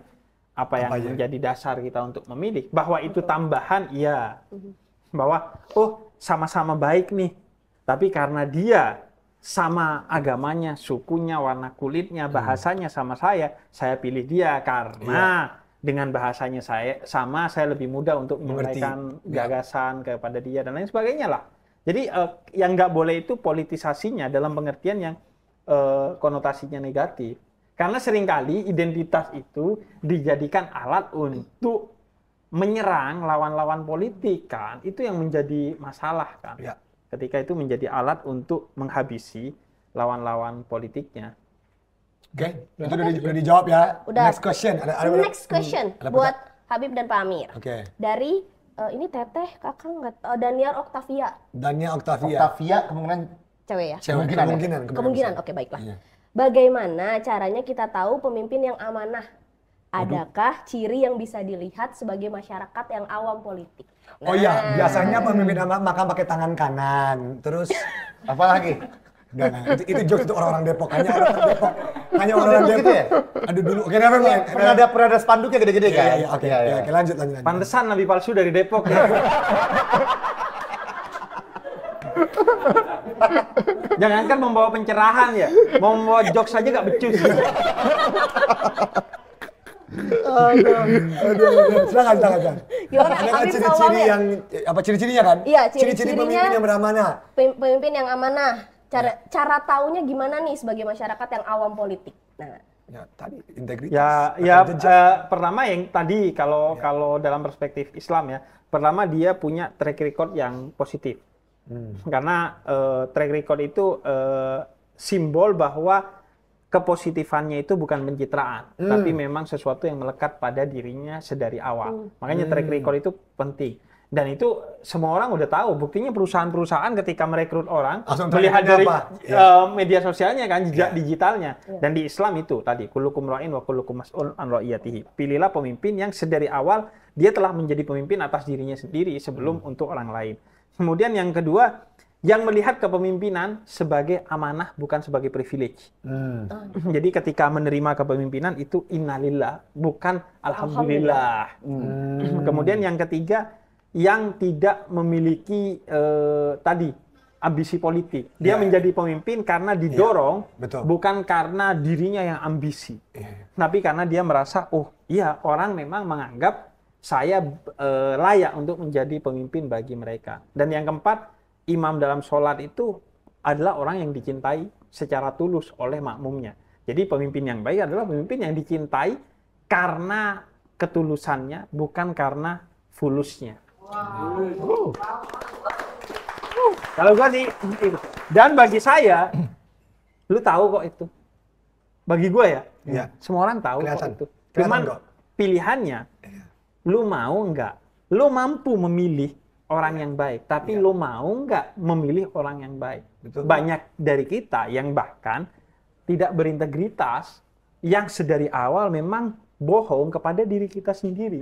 Sebenarnya kita nggak mau milih itu, tapi karena hal-hal yang lain, entah itu politik uang, akhirnya kita memilih dia. Makanya awali dari jujur kepada diri kita sendirilah, berintegritas kepada diri kita sendiri. Makanya kalau dalam Islam, perang pertama dan utama adalah perang terhadap diri kita sendiri dengan menjadi pribadi yang berintegritas. Nggak apa-apa lah bangsa ini menjadi baik 30 tahun lagi. Yang penting dari sekarang kita udah nyicil untuk menjadi bangsa yang baik daripada benar, setuju. sampai 30 tahun lagi nggak jadi. Mari kita awali Karena dari perjuangan kita merdeka 1945 tuh nggak ada kalau nggak ada perjuangan 1908, 1928. Jadi semua perjuangan ini mungkin kita ngerasain tadi 30 tahun nanti, tapi that's the whole point. Ya makanya gue bicara tadi kayak akun anonim, misalnya. Kenapa? Ya karena itu diri kita sekarang untuk membentuk pemimpin kita 30 tahun ke depan. Yang akan jadi pemimpin 30 tahun ke depan itu kan Gen Z. Yang kalau dari awal sudah gak bertanggung jawab dengan bikin akun anonim, main judi online, dan lain sebagainya, ya hancur. Iya, bencana demografi bukan bonus demografi. Makanya diawali dari diri kita sendiri. Berintegritas. Karena kalau kitanya udah berintegritas, nanti milih pemimpin akan pemimpin yang berintegritas. Jadi pemimpin akan jadi pemimpin yang berintegritas. Dan integritas itu ya jaminan kesuksesan kok menurut gua ya. Setuju. Bukan hanya di akhirat, di dunia. Orang yang berintegritas pada akhirnya orang, perusahaan, negara akan butuh kepada sosok-sosok yang berintegritas. Bahkan orang yang tidak berintegritas pun butuh kepada orang yang berintegritas untuk kemudian memastikan programnya berjalan dengan baik kan, ya kan? Dari kumpulan orang yang tidak berintegritas nih, pasti ada beberapa orang yang berintegritas nih untuk dijadikan contoh, dijadikan contoh, dimajukan dan dijadikan titik perjuangannya kan? Benar. Iya kan? Dari sekumpulan orang itu pasti yang simple aja ya. Dari circle pemabok pasti ada satu orang yang nggak mabok. Betul. Untuk nganterin orang yang mabok pulang. Supaya bisa benar lagi. Mereka mau nggak benar tapi ujungnya harus benar. Iya, kalau nggak kan mati semua tuh orang. Ujungnya nggak pernah benar. Iya. Menurut gua integritas itu jaminan bukan hanya di akhirat, di dunia. Circle pemabok butuh orang yang nggak mabuk kok. Ini. Jadi pasti sukses. Orang berintegritas itu pasti sukses. Pasti di akhirat, di dunia juga menurut gua akan sukses. Dia butuh kok orang yang berintegritas untuk menjamin sesuatu itu berjalan. Pak Amir, mungkin mau menambahkan, Pak Amir? Nambahnya satu lagi, keamanahan seorang, integritas seseorang itu tidak bisa cuma ditegakkan oleh sendirian saja. Saya mungkin punya rekam jejak yang amanah, tapi kemudian besok, lusa itu, saya harus bisa dipastikan untuk terus amanah dengan sistem dan ekosistem yang menjaga saya untuk tetap amanah. Komunal itu harus menjaga.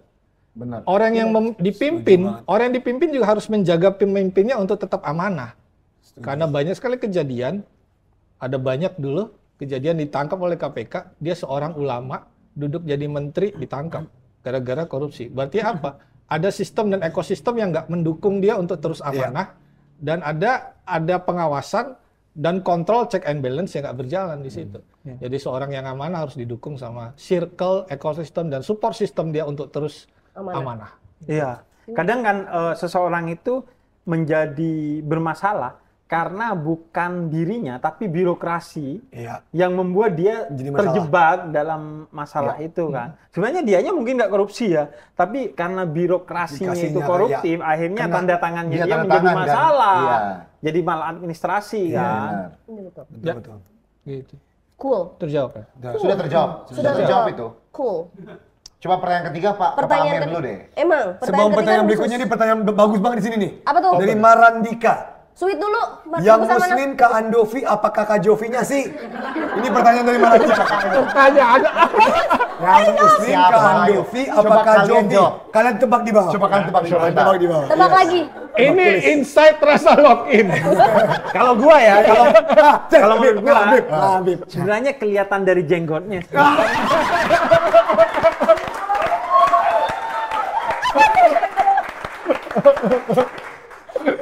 Karena gini, menurut gua ya, walaupun ini tidak 100% valid, ada orang tuh yang memang mukanya itu Islam.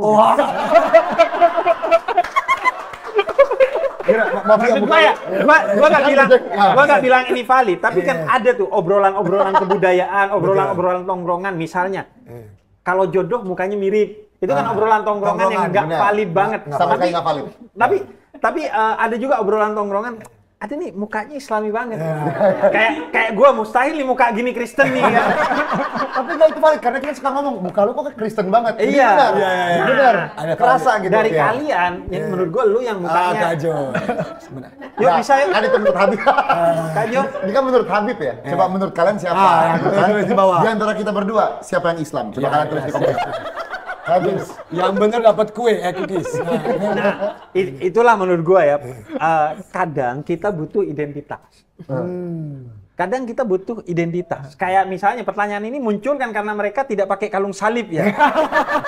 Nggak ada Mereka salib. pakai kalung salib selesai. Selesai, pertanyaan yang ada. Iya, benar. makanya gue sering bilang bahwa nanyain agama ke orang itu bukan masalah. Betul.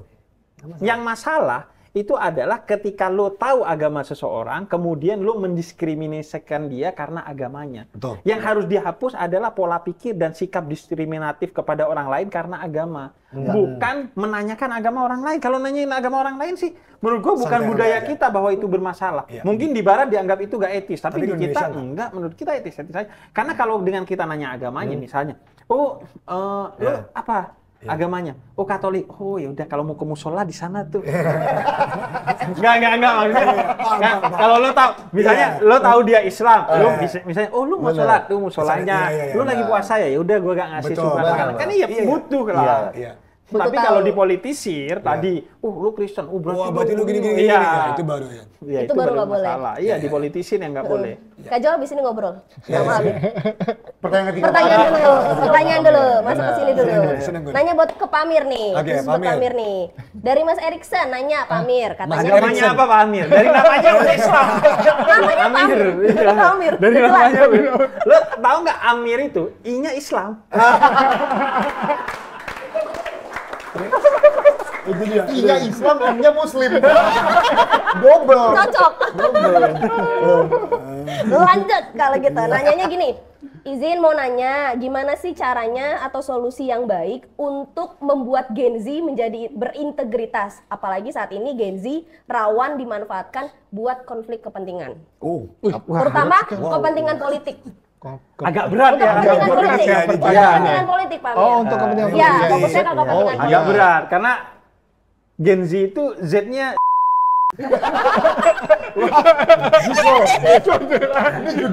Gen sudah. Ini referensi judul. Ini bukan. Itu referensi Dewa Yunani. enggak Referensi Dewa itu gue Yunani. bercanda ya. Ntar gue dimarahin Gen Z lagi. Gen Kenapa gak dihidupin? Ini nggak ambil Ini korupsi. Ini malah yang kering. Bosnya sendiri yang ngomong. Bos yang ngomong. Bosnya yang ngomong gak mencet loh. Gimana Pak Amir? Gimana caranya biar Gen Z ini tetap berintegritas, mengintegritaskan teman-teman Gen Z? Apalagi Gen Z sekarang nih, mereka rawan banget untuk dijadikan dimanfaatkan. Sasaran, Iya, jadi sasaran kepentingan politik. Karena demografi Gen Z ini 60% kayaknya ya, jadi pemilih. Dan pasti suaranya Gen Z diperebutkan sekali. Dan biasanya suara yang goyang ini yang diperebutkan kan. Mungkin orang-orang tua udah tahu, mungkin udah loyal, mungkin Udah set ya, udah set, pemikirannya udah ya. cintanya pada partai yang ideologis tuh apa gitu, Iya. udah tradisi kan. Apalagi kalau kakeknya partai ini, biasanya orang tua tuh gitu. Iya. Yang diperebutkan yang mengayun, yang swing voter ini Gen Z gitu. Bagaimana caranya? Harus kita sadarkan mulai dari lingkungan yang terkecil. Lingkungan terkecil, diri sendiri, dari keluarga mulainya. Kalau ada tawaran tadi politik uang, ajak orang tua, ajak adik, ajak abang, keluarga semuanya tolak. Mulai dari keluarga yang baik akan menghasilkan 2 keluarga baik. 2 keluarga baik akan menghasilkan komunitas yang baik. Jadi mulai dari yang kecil, lingkup yang lebih besar, mudah-mudahan meluas. Gitu. Ya.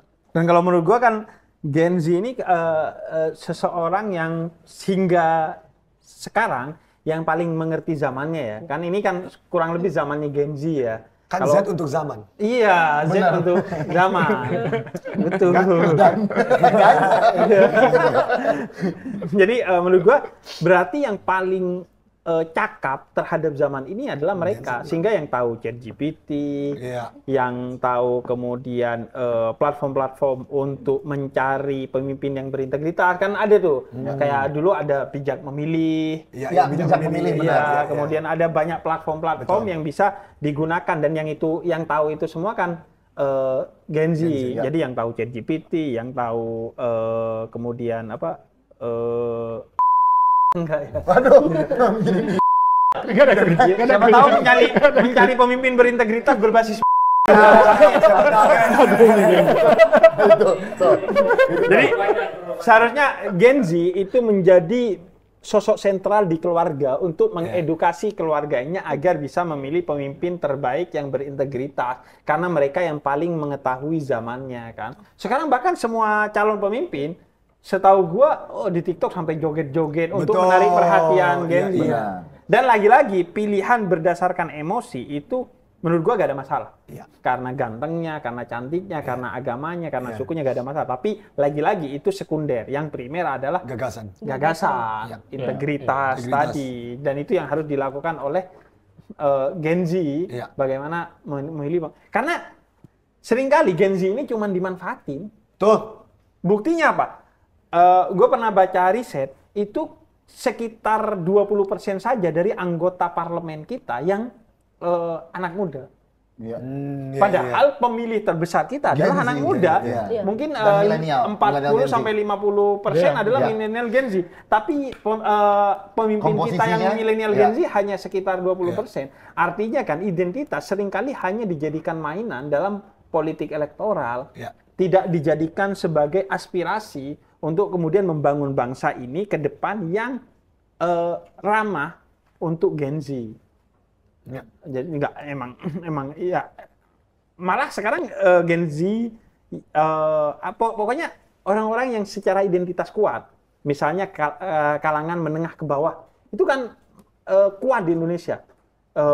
Seringkali mereka tidak mendapatkan servis, tidak mendapatkan kebijakan-kebijakan yang ramah bagi mereka. Tapi pas lagi pemilu paling dicari-cari suaranya. Pemilu paling dicari-cari. Pas jadi pemimpin, nyervisnya kalangan menengah ke atas. Kebijakan-kebijakannya pro kepada menengah ke atas. Padahal yang di bawah itu yang paling berhak. Karena mereka kok yang selama ini didekati ketika mereka mencari pilihan gitu. Oke. Tapi kita kesini dulu. Wah, di belakang aja. Panjang. Biasanya itu persekongkolan dengan VPN. VPN ya? Oke. Lanjut. Pertanyaan selanjutnya dari Nur Mahmudi Kiromi. Nanyanya gini, mumpung bahas sedekah di musim kampanye, bagaimana sih kalau kita kasih uangnya setelah dia milih salah satu calon tanpa paksaan siapapun? Jadi habis nyobros baru dikasih uangnya. Tunggu. Bentar, lanjut dulu. Ibaratnya uang tadi jadi bentuk terima kasih atas pencoblosannya. Sama aja. Sama aja berarti ya, Sama aja, berarti sedekah itu tidak dilakukan atas nama Tuhannya, tapi atas nama egonya. Sama aja, dan bisa jadi itu lebih parah.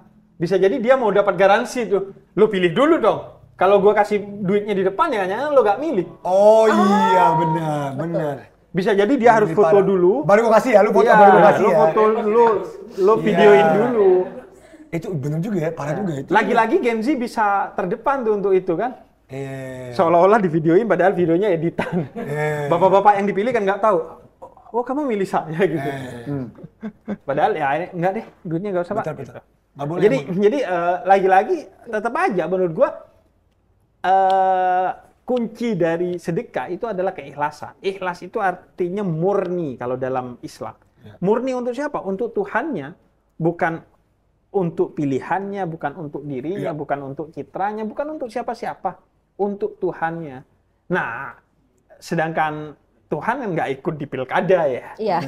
Jadi ya udah, kalau lo mau sedekah bukan saat di musim pilkada. Musim pilkada itu nggak cuman sebelum atau saat pilkada, bisa jadi setelahnya.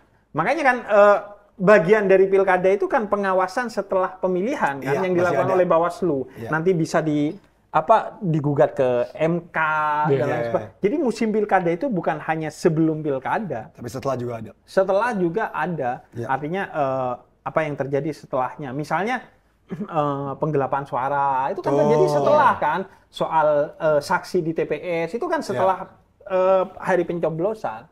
Jadi selama musim pilkada itu ya udah kita tidak menerima politik uang dari siapapun, apapun alasannya. Karena kalau kata orang Madura, seluas-luasnya alas itu hutan, itu masih bisa dihitung. Tapi kalau alasan nggak bisa dihitung. Ini orang Madura nih, Orang Madura. Dia bisa Madura. dia bisa dicari-cari, Pak. Kalau cuma alasan mah gampang. Makanya pada akhirnya integritas itu soal politik agama, yaitu berintegritas di mata Tuhan. Pada akhirnya. Makanya kalau lo masuk ke mahkamah tertinggi di Indonesia, gedung MK atau MA, itu atapnya kan langit kan? Iya. Atapnya itu lukisan langit gitu, sebagai simbolisasi bahwa hukum tertinggi itu adalah pertanggungjawaban integritas lu kepada Tuhan, karena yang mengawasi kita pada akhirnya adalah Tuhan. Kalau lu nggak punya kesadaran itu, ya udah, bermasalah lu. Itulah the real politik agama, berpolitik dengan kesadaran bahwa Tuhan melihat lu, bukan politisasi agama, yaitu memanfaatkan agama untuk ego. Pamir, dari Pamir ada tambahan nggak, Pak? Sudah terjawab tadi. Sudah terjawab semua. Sudah terjawab. Siap. Kalau gitu lanjut, kita ke pertanyaan terakhir. Alhamdulillah pertanyaan terakhir. Terakhir Nggak apa-apa. dari Pertanyaan terakhir. tahun ini. Dari Tahun episode terakhir tahun ini. Tahun ini. Aduh. Oh, ini udah episode terakhir. Dari tadi, Bib, dari pagi udah dikasih tahu. Episode terakhir tahun ini. Kemana aja KPK kok gak gua dari awal?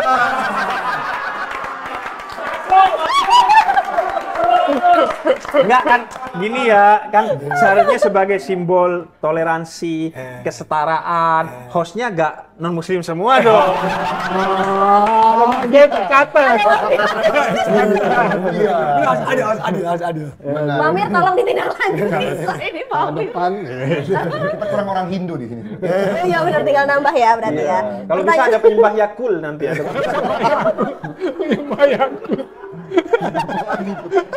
Lagi itu. Pertanyaan terakhir dari Mas Lutfi.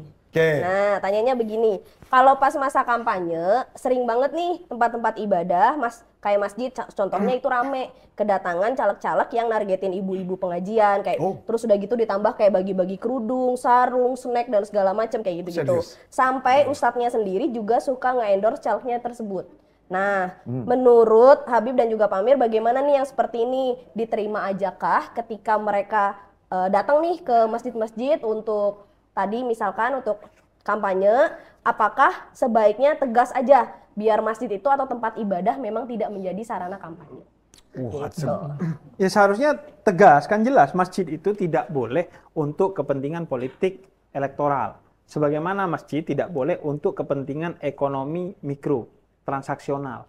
Nggak boleh tuh di masjid kita transaksi, termasuk transaksi politik. Maka yang harus dilakukan oleh pemimpin-pemimpin masjid atau apa yang disebut dengan takmir adalah pertama, tidak menerima apapun di masa pilkada. Jadi kalau ada yang mau nyumbang untuk sound system, mau nyumbang untuk ini dan itu tidak di masa pilkada untuk memastikan bahwa sumbangan itu netral, bukan sumbangan yang berkepentingan politik. Itu yang pertama. Gue bicara teknis aja. Yang kedua, terima semuanya atau jangan terima semuanya.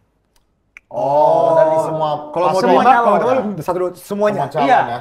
Kalau perlu, masjid menjadi salah satu platform untuk kemudian melihat kualitas si calon tersebut. Masjid kan seharusnya tidak hanya menjadi tempat ibadah-ibadah ritual, Iya. tapi juga menjadi pusat peradaban, termasuk peradaban politik. Kalau perlu, kalau ada misalnya, Ya. saya mau main ke masjid ya, saya dari calon 01. Ya udah, nggak apa-apa, tapi saya calling dulu calon 02 dan 03. Atau mereka juga mau Tiga-tiganya datang. kita Wow. datengin entah di waktu yang sama atau di waktu yang berbeda. Setelah itu ya udah bikin diskusi apa yang terjadi di lingkungan masjid That's itu, a- kemudian that's a great ditanyakan kepada calonnya. That's a Jadi great pilihannya terima semuanya atau tolak semuanya. Wow. Jadi pastikan dulu ada yang mau main, ya udah saya pastikan dulu Pak ya, calon yang lain juga mau main. Kalau calon lain nggak mau main ya udah Ya nggak udah. aja. Wow. Jadi pilihannya secara teknis ya menurut gua pilihannya begitu. Karena masjid memang seharusnya menjadi pusat peradaban. Tapi politik tadi kebangsaan, bukan politik Politik elektoral. elektoral, Jadi ya. diuji kalau lo jadi Adu pemimpin, gagasan misalnya adu ya. gagasan Ah, misalnya iya, kan. gagasan. Dan itu kan nggak mesti di masjidnya, bisa di di luarnya. aulanya, bisa Iya, di iya, serambi masjidnya atau di komunitas masjidnya dan lain sebagainya. Karena kan masjid juga bagian dari negara Indonesia yang punya kepentingan-kepentingan kebangsaan kan. Iya. Misalnya masjid punya apa masalahnya nih di masyarakat sekitar masjid nih. Masalahnya misalnya pinjol atau judol atau apapun ya udah masjid menjadi salah satu fasilitator untuk membangun politik kebangsaan di tingkat wilayah. Jadi ya masjid ya tadi itu pilihannya. Kalau ada datang satu, yang lainnya harus datang juga. Kalau yang lainnya nggak bisa datang, yang satu juga nggak boleh datang. semuanya. Dan Great idea. itu kan bisa dibicarakan dengan baik-baik kalau takmir masjidnya berintegritas. Betul. Iya kan? Iya. Makanya That's- kalau takmir masjidnya, dan itu berlaku bagi semua hal ya, bukan hanya semua agama tapi semua hal. Kan komunitas-komunitas kan sekarang juga lagi di calling-calling nih sama calon-calon kan. Didekatin kan pasti. Iya, didekatin. Gue mau main ke sana ya. Kenapa Anda tiba-tiba mau main ke sini? Belum pernah main ke sini. Iya, Anda musim pilkada aja mau main ke sini kan. Karena kan identitas juga hanya agama. Bahkan sekarang klub bola, Benar. fans bola. Atau nggak fans grup apa gitu, tiba-tiba grup K-pop apa, Iya, semua grup kan. apa, film apa gitu kan. Iya kan, grup-grup. Karena kan Indonesia ini negara komunitas ya. Ya. Komunitas ini, komunitas itu. Kemudian That's a good one. ada banyak lah komunitas-komunitas di Indonesia. Yang bahkan komunitas yang unik-unik aja banyak di Iya. Indonesia kan. Komunitas pecinta apa. Di antara nih ya, komunitas yang menurut gua unik misalnya. Apa tuh? Fans MU. Ada PSMU. Madura United. Enggak, Manchester United. Ada itu loh fans MU. Wah, udah diteng. Kayaknya dia fans MU. Iya. Nobel fans MU. Benar. Pamir, dari Pamir gimana Pak? Terhadap fans MU gimana? Oh bukan, ini bukan ada lagi. Saya sudah sadar tidak fans MU lagi. Kamu dulu ngefans sama MU? Iya, zamannya Zamannya Beckham. Zamannya Paul Ince. Wow, 98, 99 kan. Zaman-zaman kejayaan MU Zaman basically. kejayaannya. Enggak, mereka sempat jaya lagi habis itu. Ah. Waktu Ronaldo masuk. Oh iya, betul. Iya, Waktu waktu Ronaldo Ronaldo masuk. Back to ini. Oh, iya. Kenapa ada KPK? Iya. Dua orang yang paling susah dinasehati. Oke, siapa? Oke. Yang satu buzzer politik, Hai. yang kedua fans MU. Banyak tim yang lebih baik. Gitu kan. Pamir, dari Pamir tadi menanggapinya tadi Pamir. Gimana Pamir? Walaupun ada tempat-tempat yang memang dilarang dalam kampanye kan. Tempat ibadah nggak boleh tempat kampanye sebenarnya sekarang. Sekolah nggak boleh, lembaga pendidikan nggak boleh. Tapi kalau di kampus itu yang boleh adalah adu gagasan antar para kandidat tuh bisa. Nah, tapi apakah opsinya tadi sekalian masjid atau tempat ibadah panggilin untuk adu kandidat? Ya bagus juga sebenarnya tadi. Bagus. Tapi kalau untuk kampanye, ayo pilih saya di tempat ibadah dan sekolah kan nggak boleh. Iya. Sebenarnya nggak boleh itu. Nggak boleh. Sekolah juga nggak boleh. Nggak boleh. Sekolah nggak boleh. Sebenarnya lagi-lagi tadi ya, nggak mesti di masjidnya, karena masjid itu kan biasanya ada ruang aula-aulanya. Iya. Kemudian yang kedua bukan politik elektoral ya, bukan untuk kampanye, tapi tadi untuk kan gini, masjid dan sebagai platform dari agama itu seharusnya menjadi platform moral bagi siapa saja, termasuk bagi politisi-politisi itu. Makanya ya tadi pilihannya, lu datang semua atau enggak semua gitu. Iya. Kalau untuk berkampanye sih udah pasti nggak boleh di masjid. Tapi ya tadi masjid menjadi tempat untuk persatuan. Itulah politik kebangsaan. Di tengah polarisasi politik gitu ya, masjid menjadi tempat untuk kemudian menunjukkan jeda dari polarisasi itu. Bahwa di tengah polarisasi gagasan politik, mereka tetap sama sebagai manusia Indonesia yang ingin membangun Indonesia gitu. Nah, simbolnya itu ya di masjid. Mereka misalnya ya Jumatan bareng gitu, kemudian setelah itu ya makan bareng dan lain sebagainya sebagai simbol bahwa agar pendukungnya itu tidak terjadi juga polarisasi yang negatif, iya, kan. Seharusnya masjid berperan itu, bukan untuk kampanye tapi untuk politik kebangsaan bagi pilkada yang sedang berlangsung. Karena agama itu berperan penting seharusnya dan memainkan perannya secara penting dalam krisis-krisis yang terjadi di masyarakat. Misalnya ketika COVID-19, itu bahkan agama lebih powerful nasehatin orang untuk di rumah aja ketimbang perangkat-perangkat negara. Betul, benar. Orang lebih mendengar tokoh agama untuk tidak bertengkar, untuk tidak menerima suap dan lain sebagainya. Makanya seharusnya masjid berperan penting dalam politik kebangsaan. Paling tidak di khutbah Jumat sekarang tuh mulailah orang diajak untuk berpolitik yang berintegritas. Misalnya ngomongin tentang larangan suap di khutbah Jumat dan lain sebagainya. Betul. Betul.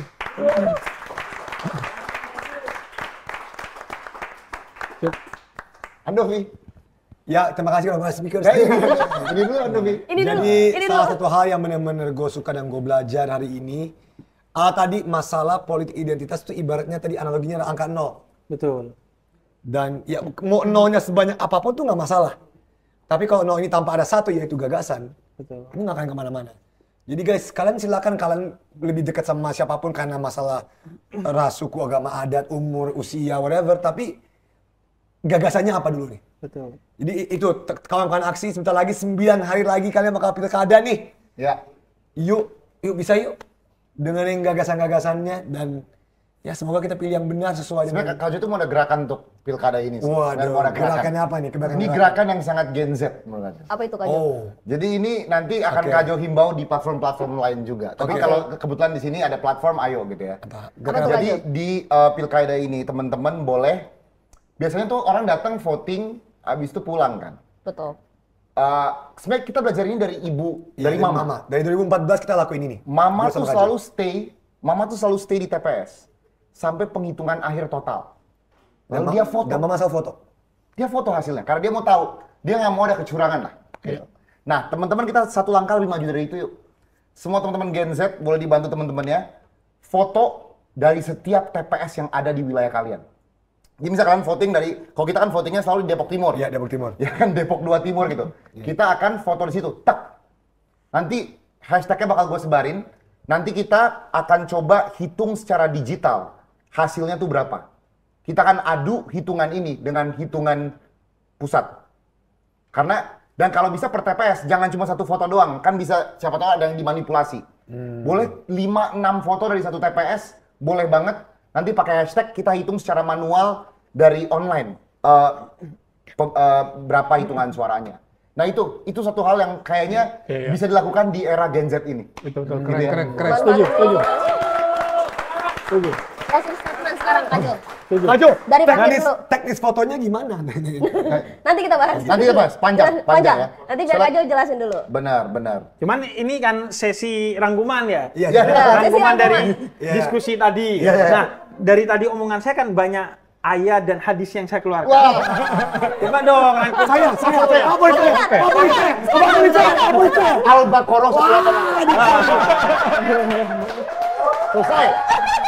Al-Baqarah 188. Oke, sebelum ke Al-Baqarah 188, sebelum sampai situ closing statement dari Pamir dulu. Baru nanti dibuka hadisnya. Dan Pamir, closing statement dari Pamir dulu sebentar. Mulai dari diri sendiri dan ajak teman-teman, keluarga untuk hindari politik uang di Pilkada 27 November yang akan datang. Oke, saya belajar tadi. Tadi Balik kalau lagi ke kita tadi. meminjam tapi tidak dikasih tahu, tapi walaupun kita balikin, itu namanya Gosok. Gosok. Gosok. Nah, itu gue belajar tuh. Kita belajar satu hal. Kita belajar satu hal. Apa? Gosok. Enggak, udah dia selangkah menuju login. Kalau gua sih ingin closing begini bahwa kemerdekaan Indonesia itu diawali dari gerakan-gerakan kemerdekaan dari daerah. Dari Aceh. Makanya nggak valid kalau bilang Indonesia 350 tahun dijajah. Karena beberapa daerah seperti Aceh itu tidak pernah dijajah. Jadi kemerdekaan, gagasan-gagasan, gerakan-gerakan, dan akhirnya capaian-capaian kemerdekaan Indonesia itu berangkat dari daerah-daerah. Dari Jogja, dari Aceh, dan dari berbagai daerah. Maka daerah itu penentu bagi kemerdekaan Indonesia. Sekarang, daerah itu adalah penentu bagi kemajuan nasional. Maka pilkada itu seharusnya jauh lebih selektif, jauh lebih diperhatikan, jauh lebih besar daripada pilpres. Maka seharusnya kita sekarang betul-betul memilih pemimpin-pemimpin daerah yang berintegritas untuk menjamin kemajuan nasional sampai 5 tahun ke depan atau setelahnya. Karena gue miris melihat di platform-platform digital itu banyak debat-debat calon yang gitu. Iya, yang seandainya itu di pilpres itu pasti kena, itu di up banget ya. Tapi karena mungkin fokus kita sekarang terpecah-pecah, makanya udah deh gak usah ngurusin daerah lain deh, urusin daerah lo. Kayak gua Jakarta, gua perhatiin Jakarta. Mau di Riau ada apa, di Jambi ada apa, itu masih bukan urusan gua. Sekarang urusan utama gua paling tidak adalah Jakarta. Gua perhatikan Jakarta, gua cek sesuai dengan visi misi mereka yang terkait dengan isu yang gue ketahui.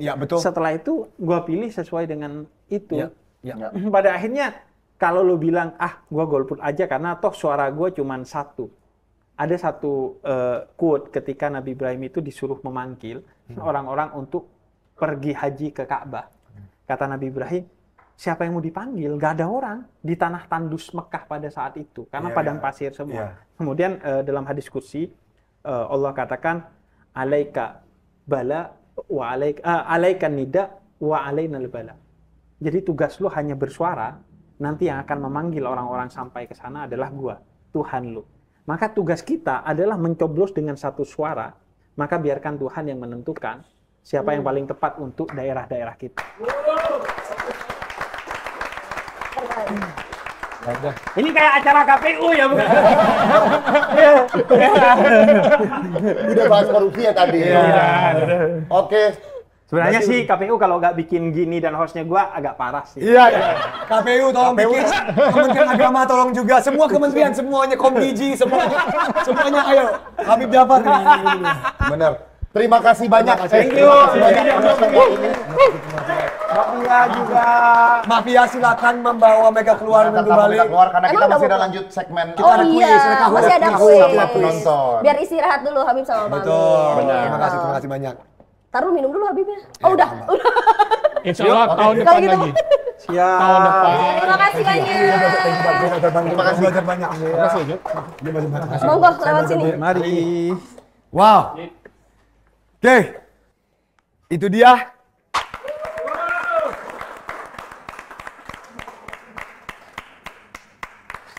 Wah, sedih juga ya. Sedih. Kawan aksi. Kawan aksi, terima kasih banyak kepada kawan aksi. Tapi kenapa posenya gitu sih? Tapi kalau di online katanya jelek lah tuh. Oh ya. Habis itu katanya kayak gini. Ya terima kasih kawan aksi. Kawan aksi. Guys, pertama terima kasih pada kawan aksi. Semua kawan aksi dari seluruh Indonesia yang udah ikutin semua Inside Talks episode. Tepuk tangan untuk kalian semua dong. Terima kasih banyak kepada penonton yang juga hadir secara live di episode-episode Inside.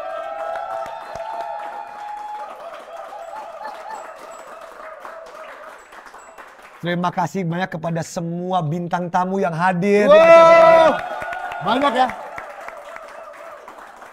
Terima kasih banyak kepada Mafia.